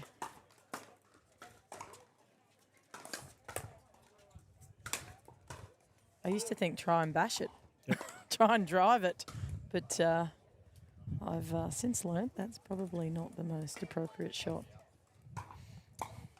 You don't sound like a tennis player at all, Coco.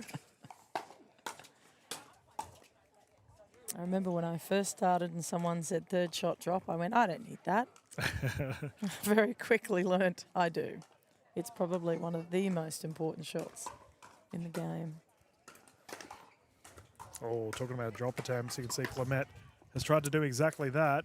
Well, he hasn't had a look at many drops. Barry's, they've been keeping it to Barry, so it was probably good to come across. Keep him honest.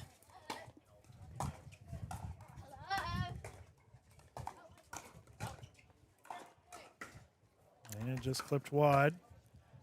So I think at the beginning of this game, they started keeping everything to Barry. They've just swapped across over to Clements. Yep. Yeah, Barry found form pretty quickly, didn't he?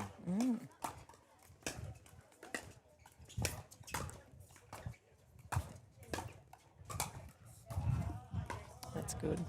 I feel like their strategy is to go to Barry until they get the pop-up and then hit Clements, which is quite clever. He's quite strong at the back of the court there, and he's quite a weapon up at the net. So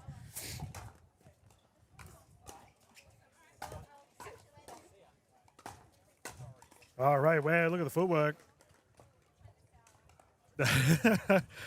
Cheeky battle tap. And yeah, let's talk about sort of what you're referring to, Coco, in that minimising the opposition's strengths. So you just mentioned there that you found Stewart receiving a lot of the balls and then the pop-ups being smacked at Clement. Is this something that teams sort of discuss before play, or has it happened mid-game? What's your thoughts on this? I feel like it can't happen mid-play. I feel like it very much has to happen before, and teams are always discussing it and always aware, and some days it changes because some days someone's shot's on and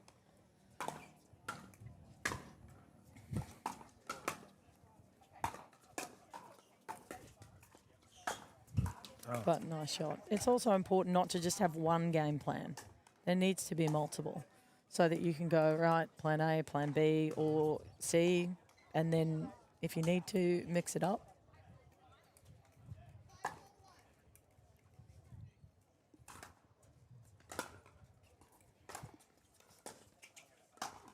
Oof. Oof. So you notice that point they kept it straight at Clements. They didn't even hit near Barry, and net result was Clements got it. Shake and bake, put away. Nice play.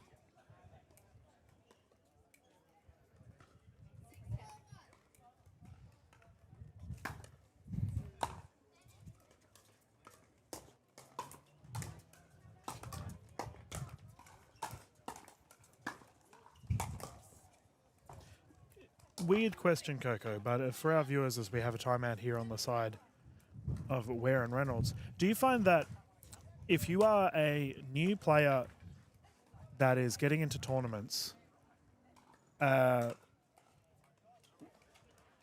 guess from your experience as a coach, what is to be expected if it's your first ever tournament, you rock up and you're like, I don't know what's going on?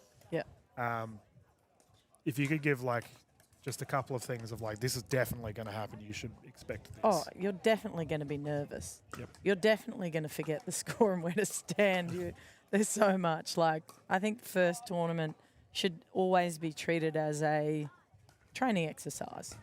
You go, you enjoy it, you have fun, and it's not about winning or losing. It's just the experience of. Yep. Yeah, I agree entirely. Believe it or not, Coco, I used to play tournaments over, I remember. over 2 years now. I remember rocking up at UQ playing with you. Yes. Oh, I miss those days. I miss those days. Yeah, that was a lot of fun. Good old Brisbane Pickleball Club. That's way back when I used to do a ton of stuff with them.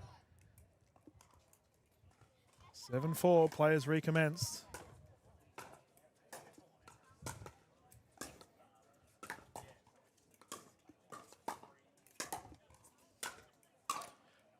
Called out. But yeah, on that point, I remember that I was quite nervous at the first tournament that I played as well. And you overthink everything. I was like, no, I'm here to have fun.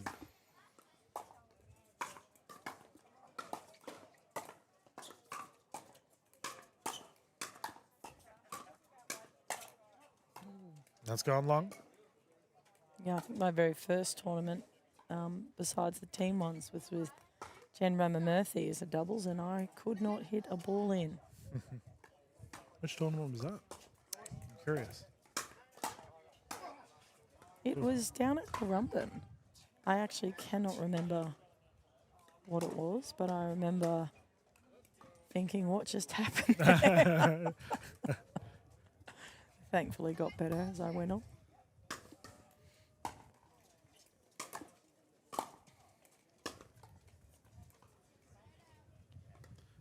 Considering Ware and Reynolds took the first one. I feel like they've got the right idea. They're just unfortunately not executing that pop-up. Yeah.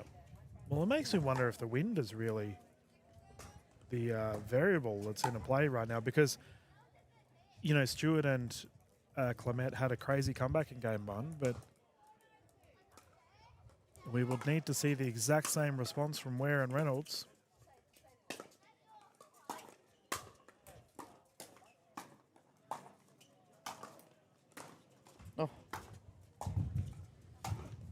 Oh, defensive powerhouse. Ray Ware, Mark Reynolds.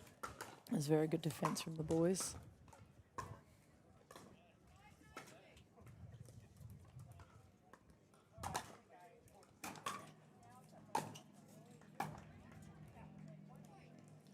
So that forehand roll there from Clement. So he's obviously trying to keep the gentleman back. We saw Pierce Kwan and Cale Hodgson in our game that we commentated almost implement the same play style of slower balls, nice and deep. Unfortunately for Baz, that's too slow. Yeah. Clement has got a very nice roll. It's very nice. When he's in position and the ball is low, he can actually roll it beautifully over. Doesn't often miss that.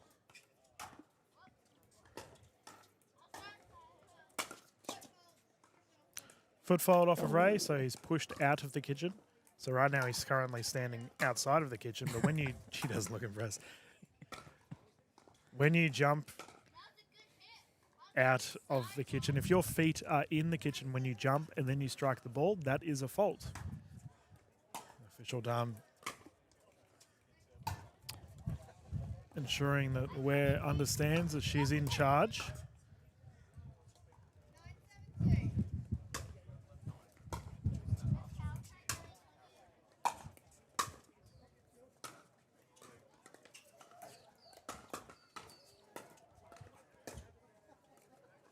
Oh, hustle.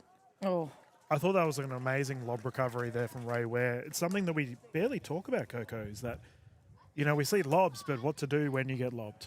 Do you have any tips regarding lob recoveries? After this game point.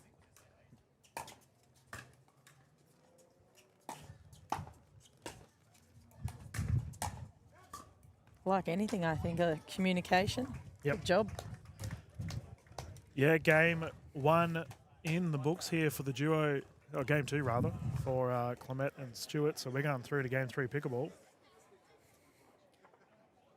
I think, yeah, for lobs, I think it's about working out, once again, a discussion before you start playing, who's got the, you know, who prefers the smash, who prefers to run back for it, and then communication is key on court. Yep. So once it does go up, we all have a tendency to just watch it. So having that conversation yours will very much help the person get off the mark, whoever that is, to go for it. And generally speaking, it's the person on the forehand that's coming into a forehand smash rather than a backhand flick. Yep. So if it does go high and the person's got to run, a smash is always going to be more effective than a backhand flick. Yep. Yeah, and I feel we should probably talk on a safety aspect of defending a lob. Should never run backwards. Unfortunately, one of the top results of injury in the Australian pickleball scene is because people run backwards when they are defending a lob rather than turning and running. Yep. We never want to see our players hurt on the court, and unfortunately lobs is one of the main culprits for it. Yeah. I feel like preparation is key, like reading the ball and then shuffling back, you know, rather than needing to run back all the time. You can shuffle back fairly quickly. And yes, or turn and run, but sometimes then you've got to turn back and face the ball, which isn't that easy. So if you can read that or your partner's going to do it or you know that they're going to do it, then start preparing yourself to move back if necessary, if they've accidentally mucked up that lob. Yep. No, exactly right. It's a bit of a tricky one, the old lob. We see it probably once or twice a game, but I feel like this these sort of conditions. I think I was lucky enough to get away with a couple today, but generally speaking, in these sort of windy conditions, it's not an easy thing to do. And the only reason I did it was because they were absolutely sitting up on the kitchen, Yep. ready to pounce. And I thought, If I it's may as there. well have a go at this. And even Yep. if I miss it, it's going to make them think about sitting off that kitchen a bit. Yeah, So a bit more. talking about the lobs, Major League Pickleball Australia has a player by the name of Roman Esterreja, one of the best lobbers I have ever seen. He has perfected it. Nice guy too. Yeah. I say there is a man down in Victoria called Mickey who was come from badminton. He's fairly new, and I have never seen a man able to lob like this guy and land it a foot in every time consistently in the same spot. Be a nightmare to verse. Oh, Oh, Clement. that's good. Footwork is good. Net roll is also good. And we haven't seen a lot of him poaching, No. so nice to see that in the third set. I mean, that's going to take time off the opposition and get them in positions or get him moving. And game 3 for this gold medal. We have a service error here off of Clement. Not entirely sure. Oh, it's just straight up an illegal serve. Oh, So when we are doing a volley serve, ladies and gentlemen, if you are new to pickleball, your paddle, what a volley serve, by the way, is when you're hitting it on the full, so you're not letting it bounce. But your paddle must be hit, or the ball must be below the hip when you hit the ball, as well as the face of the paddle must be facing down. Unfortunately, Clement didn't meet one of those criteria and as such lost the serve.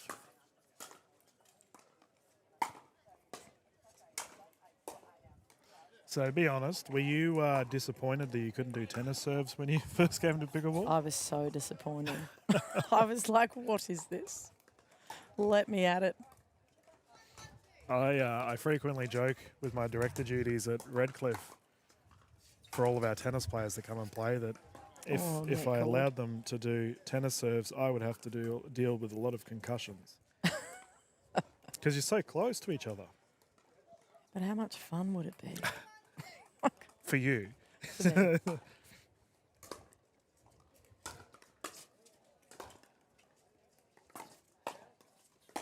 Good footwork again, Great footwork. opening that forehand up. So were you a bit of a power server back in the day, Coco, in your tennis days? I was lucky enough to be one of the shortest people that could serve at nearly 200. So I had a whopping serve. Well, fair to say, the Australian pickleball community is very thankful that we don't have to have an overhead serve.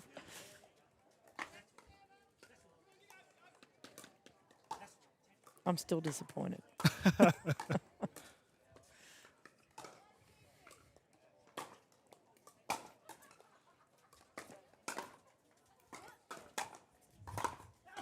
That was a paddle switch, It was. and the ball's gone flying. And look, I think that's the strategy against someone that switches. Make them switch. Yep. Take time away from them and force them to swap paddles. So if you do hit and he or she puts the paddle in their left hand, then force them to hit the next ball on their right hand. Yeah, we hear about players that run around their backhand. It seems that Clement just actively chooses to not use his backhand. So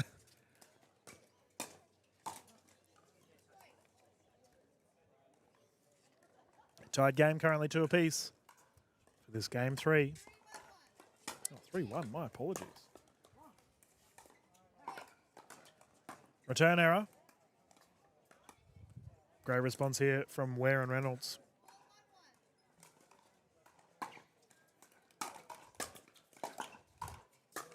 Nice. That's well read. I actually thought he was going to go down the line and he opened the paddle face at the last minute Yeah, and slapped cut it across down. it. Yeah. Not an easy shot to do either. Not at all easy to control, no. I wouldn't suggest to do it too often. Oh, just wide. And Coco, with your role as head of coaching for PPA MLPA, where could players at home potentially find out information relevant to your clinics and training sessions? Yep, there's the PPA website, Instagram and Facebook.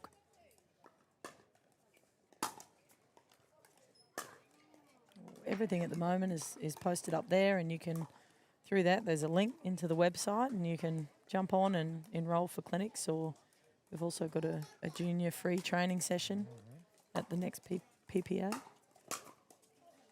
Oof. I think Ray tried to get out of the way of that, and unfortunately it got him.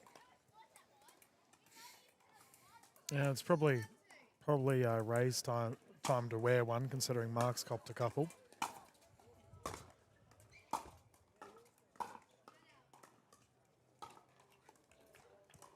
I feel like the game slowed down a little bit, Coco. It was a bit fiery, game 1 and 2, and this one, I don't know if it's nerves or Feels a little fatigue. bit flat from them, and then Yeah. I feel like Barry is just trying to push a little bit too hard at the moment, and the boys up here, Ray Ware, are just trying to keep it smooth. Yep, good example of it there.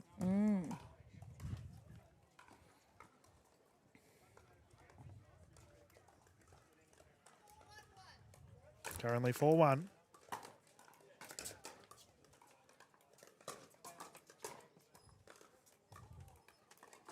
They're only just missing the tape, though. I think you'll see a bit of more fire in everyone's belly once they swap ends.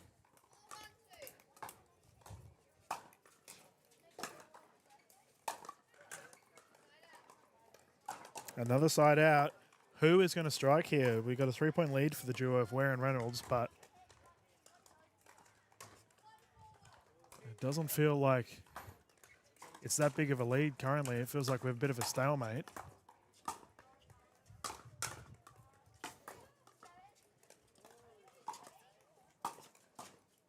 That was a wonderful That was 7-shot well drop done. there by Clement. Unfortunately, Stewart getting caught awkwardly.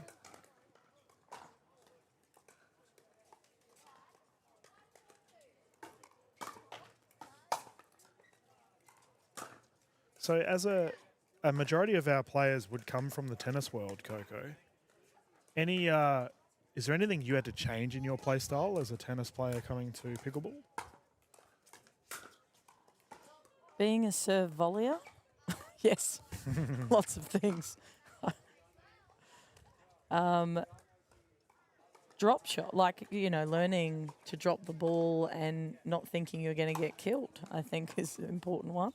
From tennis, if you hit a short ball from the back of the court, unless it's epic and really good, you will get punished. So we've just had a tinge of controversy there, Coco. So essentially, Clement and Stewart called a ball out, to which Ware and Reynolds challenged. Official Dunn has confirmed that it is in, which Clement wasn't very pleased with.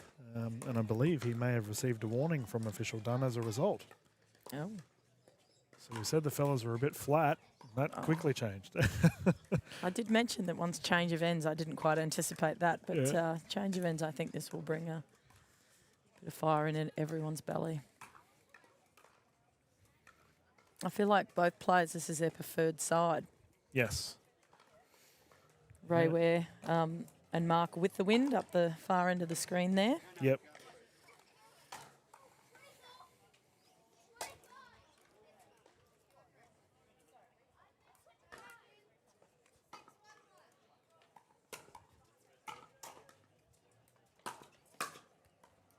Oh, there's that open paddle slap that we mentioned. Yeah, Stewart's it's shot so goes wide. important to get that in front of you if you're going to try that. And unfortunately, he caught it a bit late.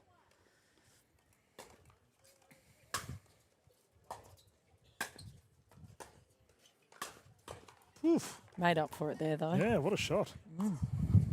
So you mentioned catching the ball in front. How important is paddle position when you're at the kitchen line? And is there anything you'd recommend players at home to actively be aware of regarding this? I think it's super important to keep your paddle out in front of your eyes, so where you can see it, and be wary of big swings.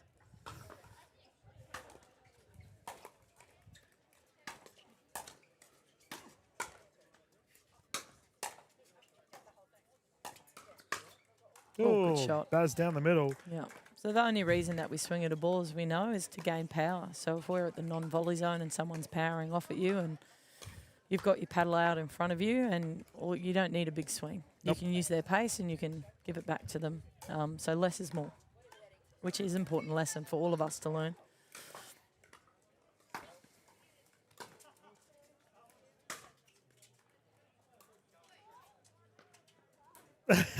Mark.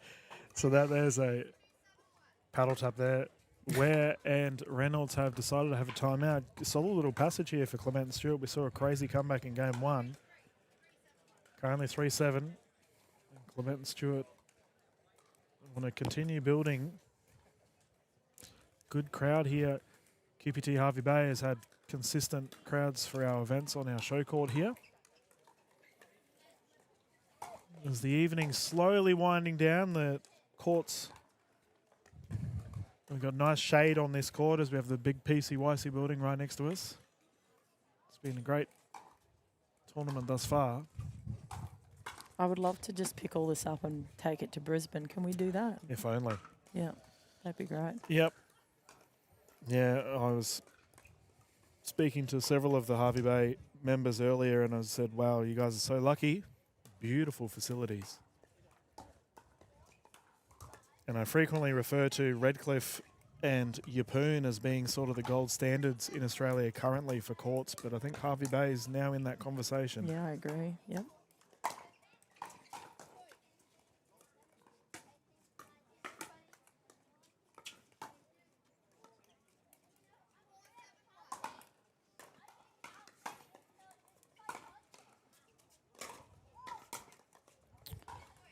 Bad luck. He just, Mr. Ware just stood up in that volley, forced his paddle angle to stay low. Yeah, he looked like he was chopping at it.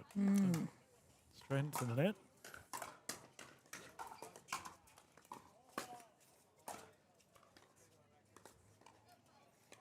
Oh.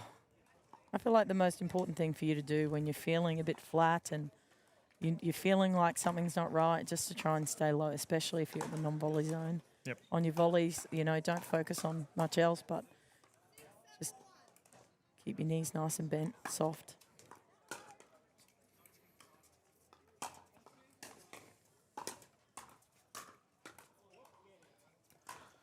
Oh, well, the driving consistency here of Barry Stewart is really paying off. They have a tied game, 7-7 for this game 3. You did kind of call it, Coco. The fellas have made this an entertaining one. That's called long. Only just long, wasn't it, though? Yes. So close. I feel like the boys up this end of the screen, they love to drive the ball, and it just suits them to be hitting into the wind. And as I said, with the top spin, it's giving them more confidence. And there it is again. Yeah, Barry Stewart. Clutch at the right time. That's it. I think Ray and Mark up the top end have just got to try and keep them back.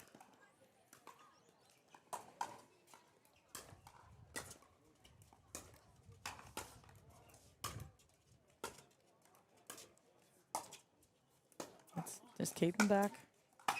Yep. Ask and you shall receive, Coco. That was exactly...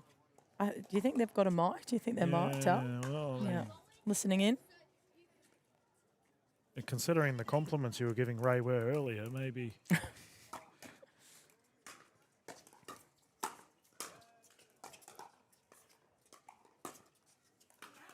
Cold wide, second server currently 7-8-2.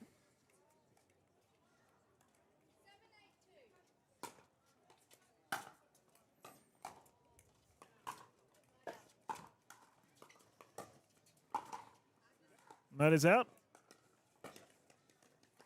As in? Was it? No. Confirmed in. Yeah, sorry. Yeah, sorry. No, you're right.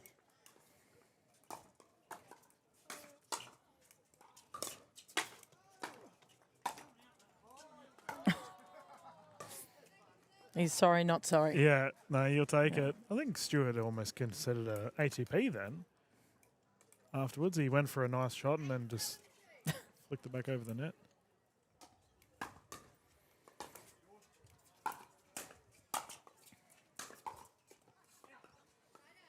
Called out. Side out. This is Dare the I time. say it again? The wind's dropped slightly, so Yep. bit of a level playing field hit now. Hustle. Oh, good shot. Yep. Stewart, he just plays smart pickleball. Like, I would have liked to have seen that shot just reset mid-court in the centre.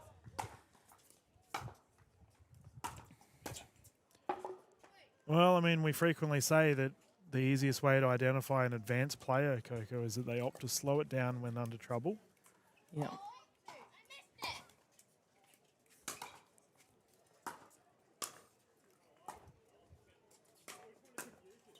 Net roll, diving effort.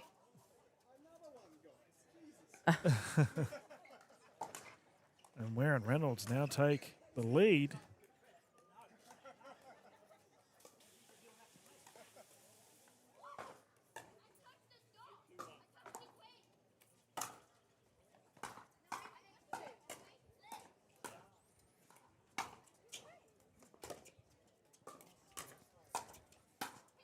Oh, bodied again. He's got caught not resetting his paddle. Yes, yeah, we talked about it. Yeah. He hit the ball, he thought he had it and wasn't ready.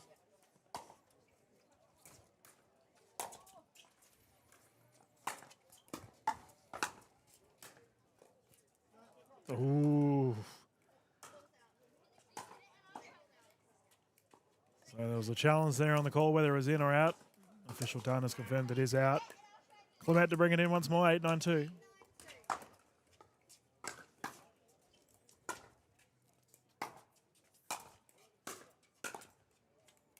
Tied game.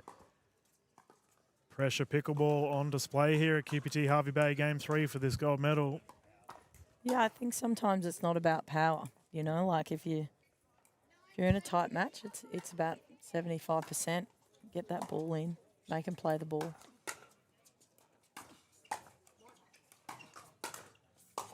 Yep. Yep. You mentioned power. And Clement put it in fifth gear.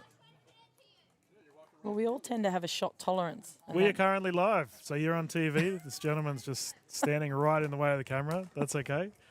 Yeah, that's okay. He's just realised. Oh, good. Oh. No, it's all right.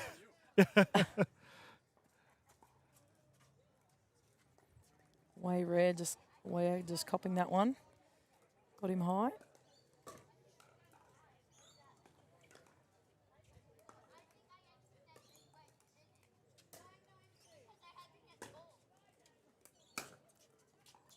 That's a great serve. Lob serve, yeah. He took the pace off it. He forced Barry to try and create some of his own technique and power. We now have a gold medal point here for Ray Ware. Oh, Sneaky. my goodness, Barry. What is that? That's touch. Gold medal on the line, and he pulls out that. Yeah, you've got to be brave, haven't you? That's a brave shot.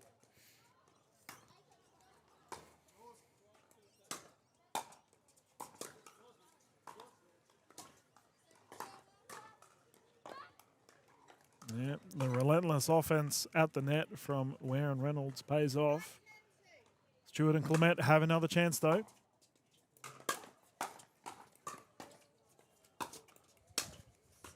Oh, Yeah, Ware maybe second guessed himself there. It was a bit odd. I'm not sure what happened, to be honest. I think he thought he was going to leave it and then decided to hit it. What a Confusion. drop. Great drop. And despite defending a gold medal point, Barry Stewart is now serving for a gold. What a response.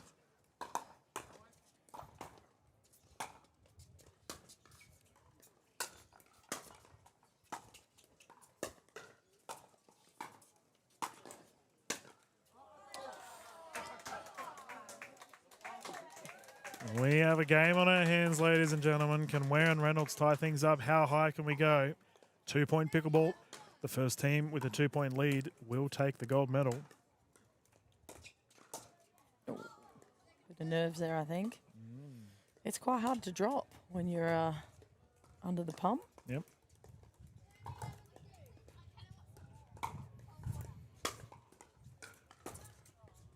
Side out once more. The opportunity is here. Can Clement and Stewart tie this up?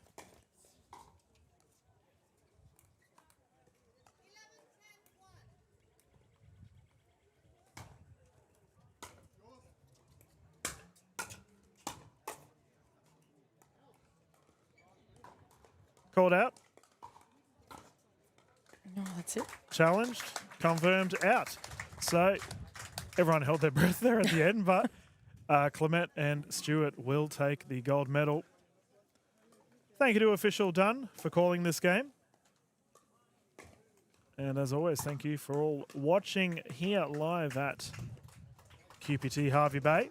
Thank you for joining us, Coco. Great analysis as always. Well, thanks for having me. It's been great. Love it up here. Yeah, it's I been. think I might retire up here. Well, I think the Hervey Bay team would love to have you, that's for sure. It is perfect weather at the moment. Isn't it beautiful? What a fun tournament this has been so far. QPT Hervey Bay has been a great experience. We have all of our mixed action on tomorrow. It's going to be good. Are you playing tomorrow? I am not. Unfortunately, I've got to go. But I'm disappointed, actually. It's been such a beautiful atmosphere up here. Yeah, no, great time, that's for sure. So we will leave the stream going, ladies and gentlemen. We'll be back into it as soon as our next game's ready to go. I'm going to go up with the tournament desk and see what we have happening next, but don't go too far. We'll be back live straight after this.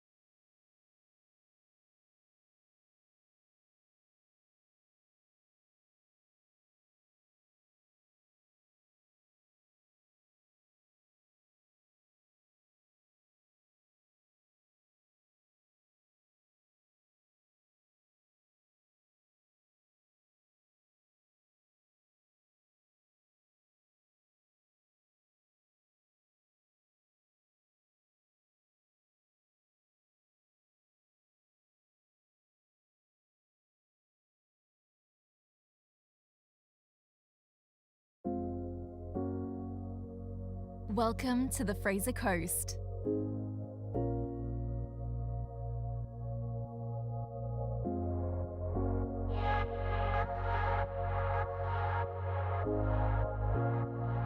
The Fraser Coast is the perfect location. A short 1-hour jet flight from Sydney and a 45-minute flight from Brisbane. If you come by road, then 3 hours after you leave Brisbane, you could be relaxing on the beach, wetting a line, sailing on the bay, or enjoying first-class cuisine. The Fraser Coast has a fantastic climate all year round and is blessed with the natural beauty that includes rainforests, beaches, and rolling farmland surrounding the major centres of Hervey Bay and Maryborough. It's a complete package that never fails to surprise. A place where you can enjoy eco-experiences that revitalises the soul, adventure activities to get the heart racing, history that amazes, art and culture that inspires, and a lifestyle that captivates. Maryborough is known as the Heritage City, and you can experience that history in the streetscapes as you walk or drive around the city. The tranquil waters of Hervey Bay are the best place in the world to view humpback whales, while the World Heritage listed Gurry is only a short ferry ride away. Residents benefit from the influx of tourists as a myriad of cafes, restaurants, resorts and shopping precincts have been established to cater for their ever-growing needs. There's a diverse and colourful program of events every year, ranging from the Mary Poppins Festival, Whale Festival, Relish Food and Wine Festival, and Hervey Bay 100. Not to mention weekly markets in a variety of locations across the region. There's always something to do, which makes the Fraser Coast a great place to work, rest, and play. So, if you're looking for a lifestyle that's second to none and want to make a meaningful contribution to the community with one of the region's largest employers, come and work with the Fraser Coast Regional Council today. What are you waiting for?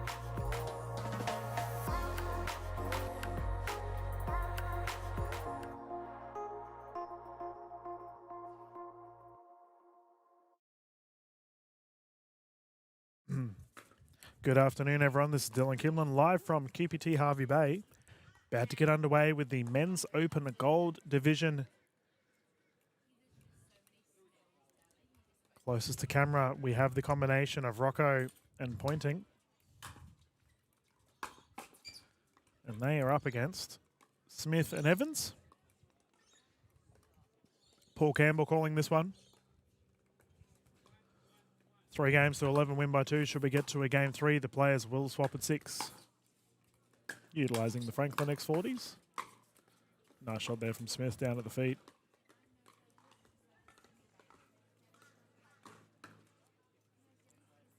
Matt Rocco is just retrieving the ball close to the screen. Pivotal figure here in the Hervey Bay pickleball scene. Been flat out directing the tournament this weekend. We appreciate the work he's done. And we have a timeout here on the side of Rocco and Pointing. They're just going to have a quick breather.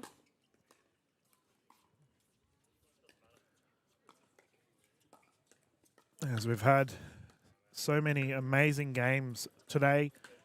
Remember, you can catch all of the footage on the Pickleball Queensland Facebook page and the Pickleball Australia YouTube channel. I was lucky enough to have guest commentators Andy Dicko Savjevic and Coco Lococo join in and learn the ropes of commentary. We hope you've enjoyed their insights and analysis. 3-1-1, Smith to serve.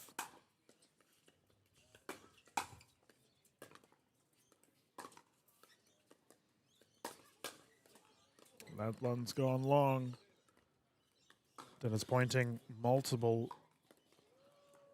medal recipient. It's played in many tournaments, as well as the NPL. That ball goes long, however. His opposition, I will admit, Evans, I haven't covered too much. His partner, Jason Smith, though, I've done a lot of work with. He plays in my local Belvedere Blast at Redcliffe.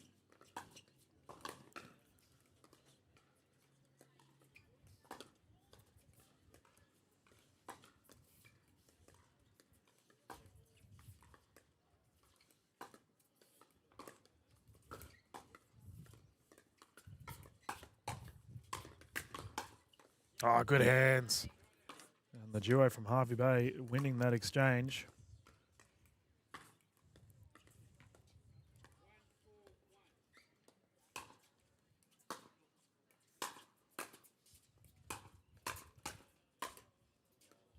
Net roll, not to be, 2-point game.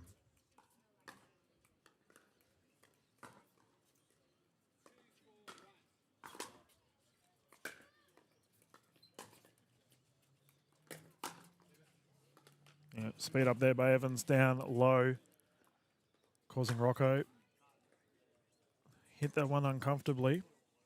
Second server, 2-4-2.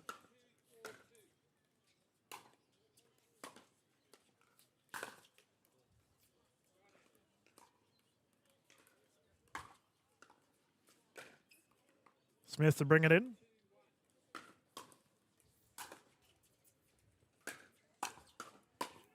Oh, double handed backhand goes wide.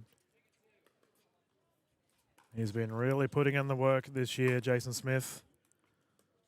Consistent medals across different divisions in the Australian pickleball scene. I'm not at all surprised to see him here at the gold medal match as he strikes through. Shake and bake is good.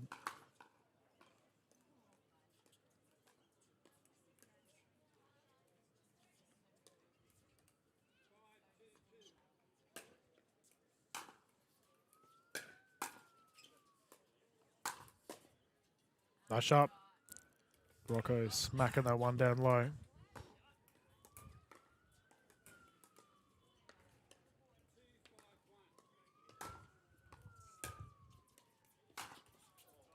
Oh, net roll. And into the chest. The drive by Rocco is good. You can see the Rocco and Pointing are opting to stack here.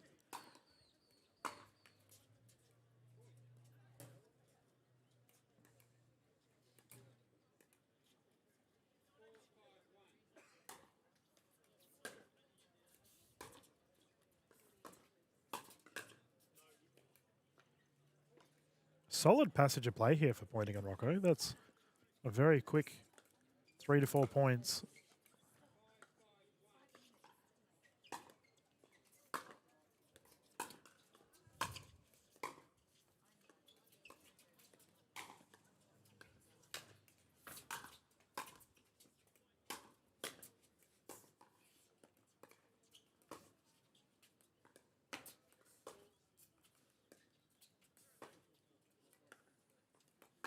Yeah, Dennis getting jammed up there on the dink.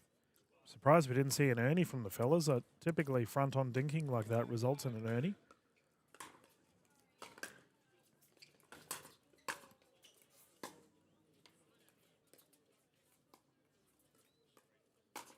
Oh, nice. Forehand flick. Rocco jumping on that one, smacking it down. And as a result, taking a 1-point lead. Fair to say the hometown heroes have a bit of a following here. Yeah, nice transition once more. Rocco taking that poach. Bunch of the local players are here supporting the two fellas closest to the screen.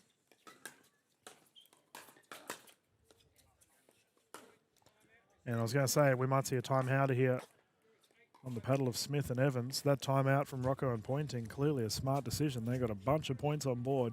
We're going to bounce into a commercial break, ladies and gentlemen, before we get into our final stage of this game one of QPT Hervey Bay Open Men's Gold.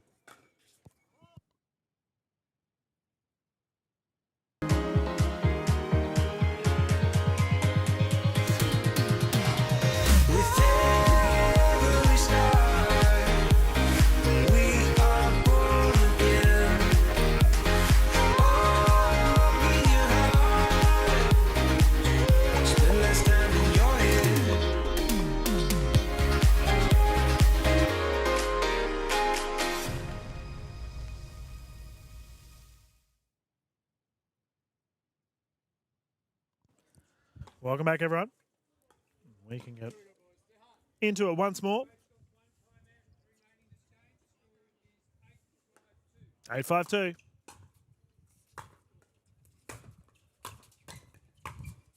Yep, Smith putting that one away. Single-handed backhand was good.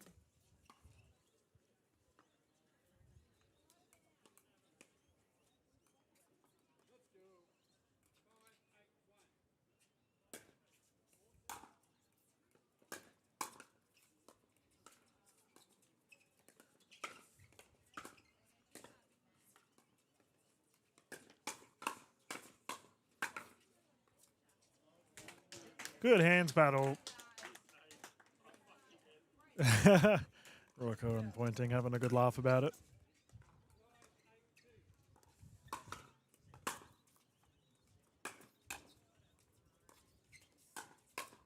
Forehand flick is good. Side out once more.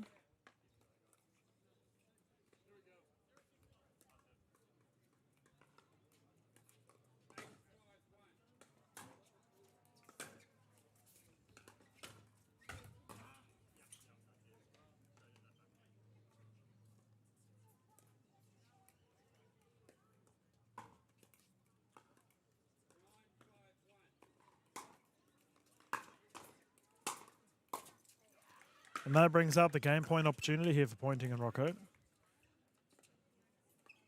For this game one.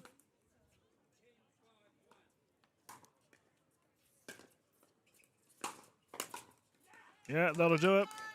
Game one secured. Pointing and Rocco, after that timeout, came out absolutely on fire. Terrific play.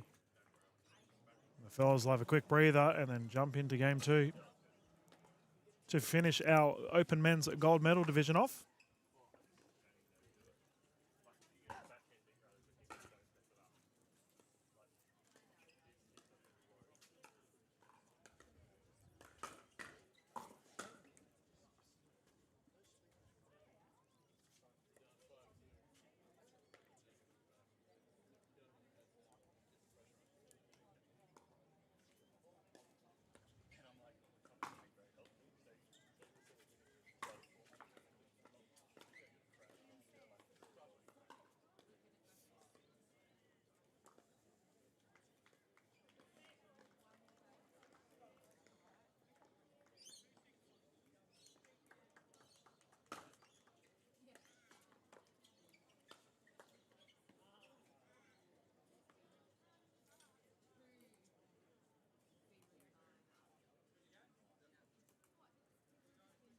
Alrighty, we can get into it once more. Rocco Pointing, taking game one furthest from screen. They're about to serve once more.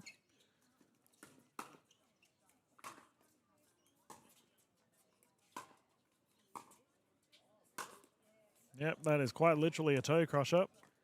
Shoe hunting there for Jason Smith, earning it back once more, 0-0-1.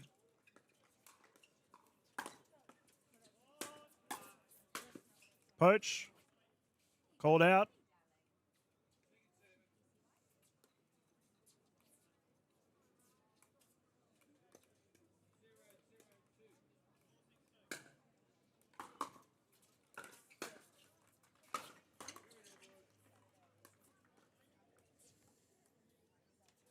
Side out once more.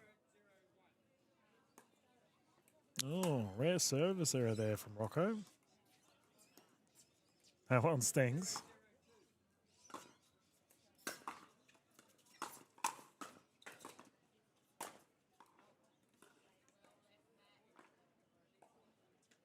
Rocco got his paddle out of the way. That one goes wide. First points on the board. 1-0-2.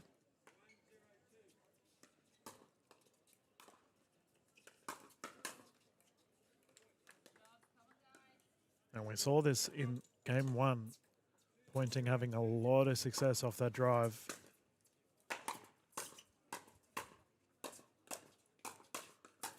Repeat entries is good. Man, Rocco, nothing silly. Simple pickleball. Hitting it down. Causing the pop-ups. Net roll is good. Fifth shot lob, also good.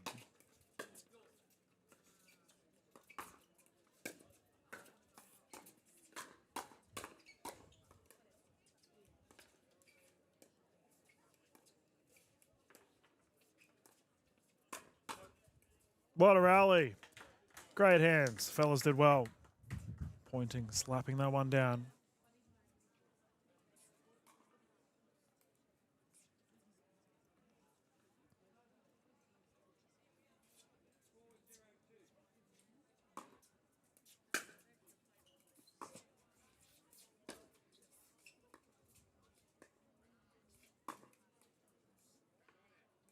A little bit low there for the speed up. That's a side out once more. Currently 0-4-1. The question has been asked for Evans and Smith. They must respond. Cold wide. We can see that Evans and Smith are opting to stack.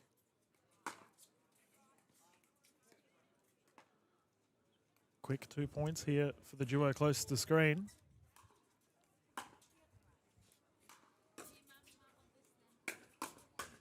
Oh, good hands. Evans flicking it down the middle. Solid passage of play.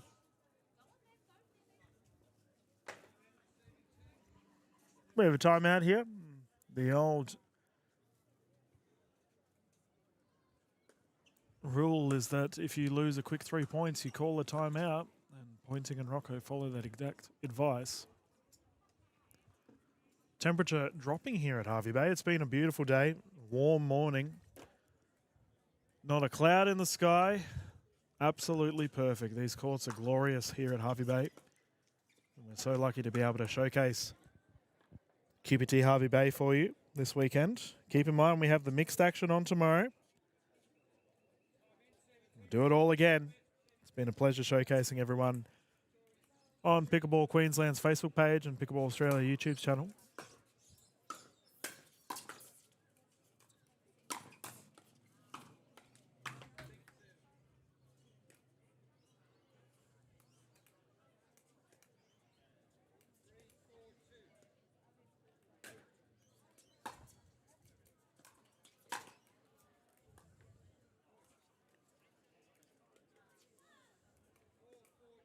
Currently 4-4.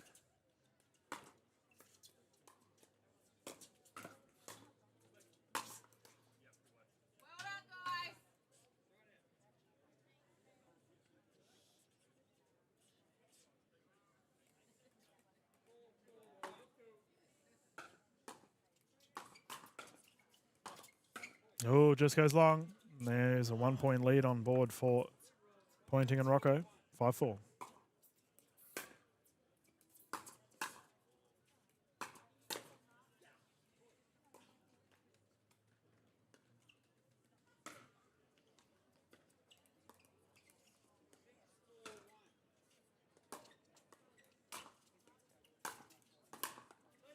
Ooh, that's gone long. And we have a timeout once more on the side of Evans and Smith, and it's got to be said again for Dennis and Matt. They called that timeout earlier. It's clearly paid off. Quickly got some points on the board.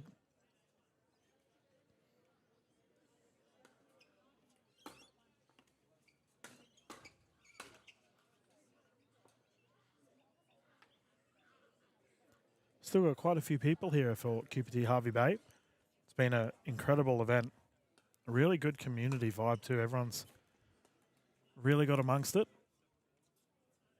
Supporting each other.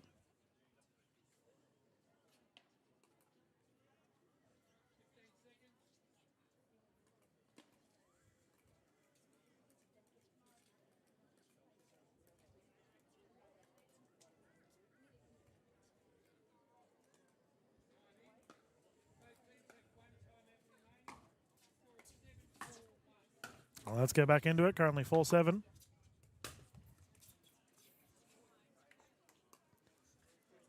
Rocco and Pointing moving ever closer to that gold medal.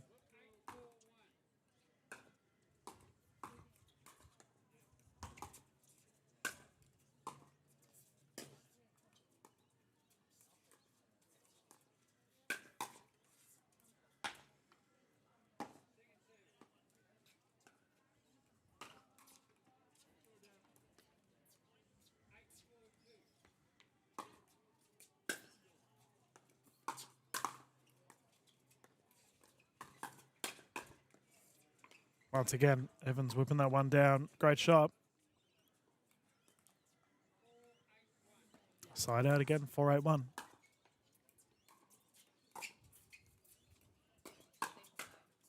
Oh, nice. Push to the right. Terrific play.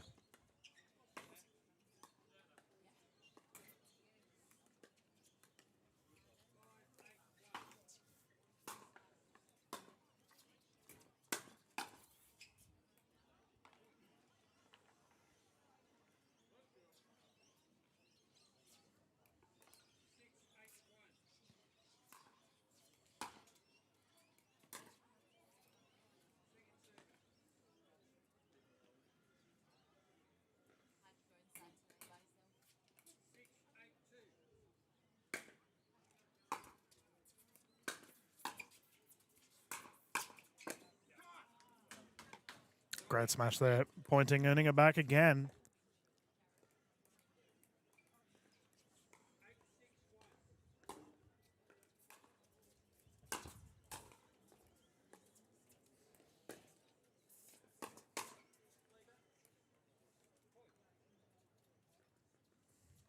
Three-point game.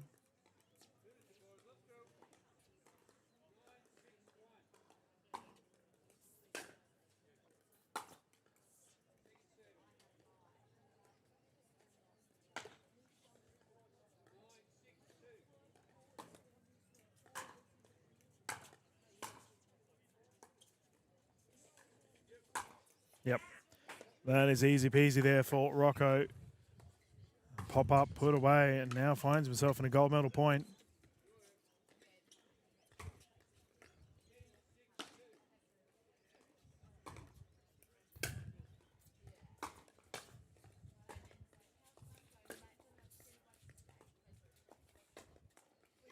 Yep, and that is the medal secured. Pointing and Rocco, the hometown heroes, will take the gold medal in the open men's doubles. Put on a show for their local crowd for the duo of Smith and Evans. Silver medal, well earned. Thank you to Paul Campbell for calling this game. And as always, thank you for tuning in. This is Dylan Kimlin live from QPT Hervey Bay. I believe we have one more medal match to come. I'm just going to go and confirm with our tournament staff. But we'll be back live straight after this.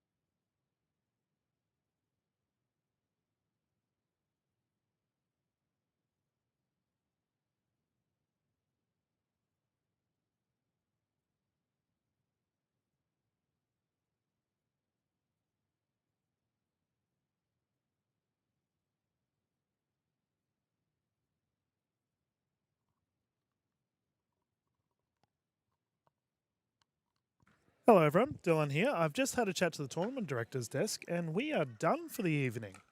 So we have a couple more games going on that you can see in the distance, but those guys are all in gold medals as we speak. So there's no any other games going on. So we'll close down the stream for today. Our streams will recommence tomorrow for our mixed events. But as always, it's been an absolute pleasure showcasing all of our Hervey Bay players here. I hope you've had a good time this weekend. But you can catch all the footage on the Pickleball Queensland Facebook page and Pickleball Australia YouTube channel. We will close things down and we will see you tomorrow. Thank you. Dylan here, signing out from QPT Hervey Bay. Have yourself a good evening.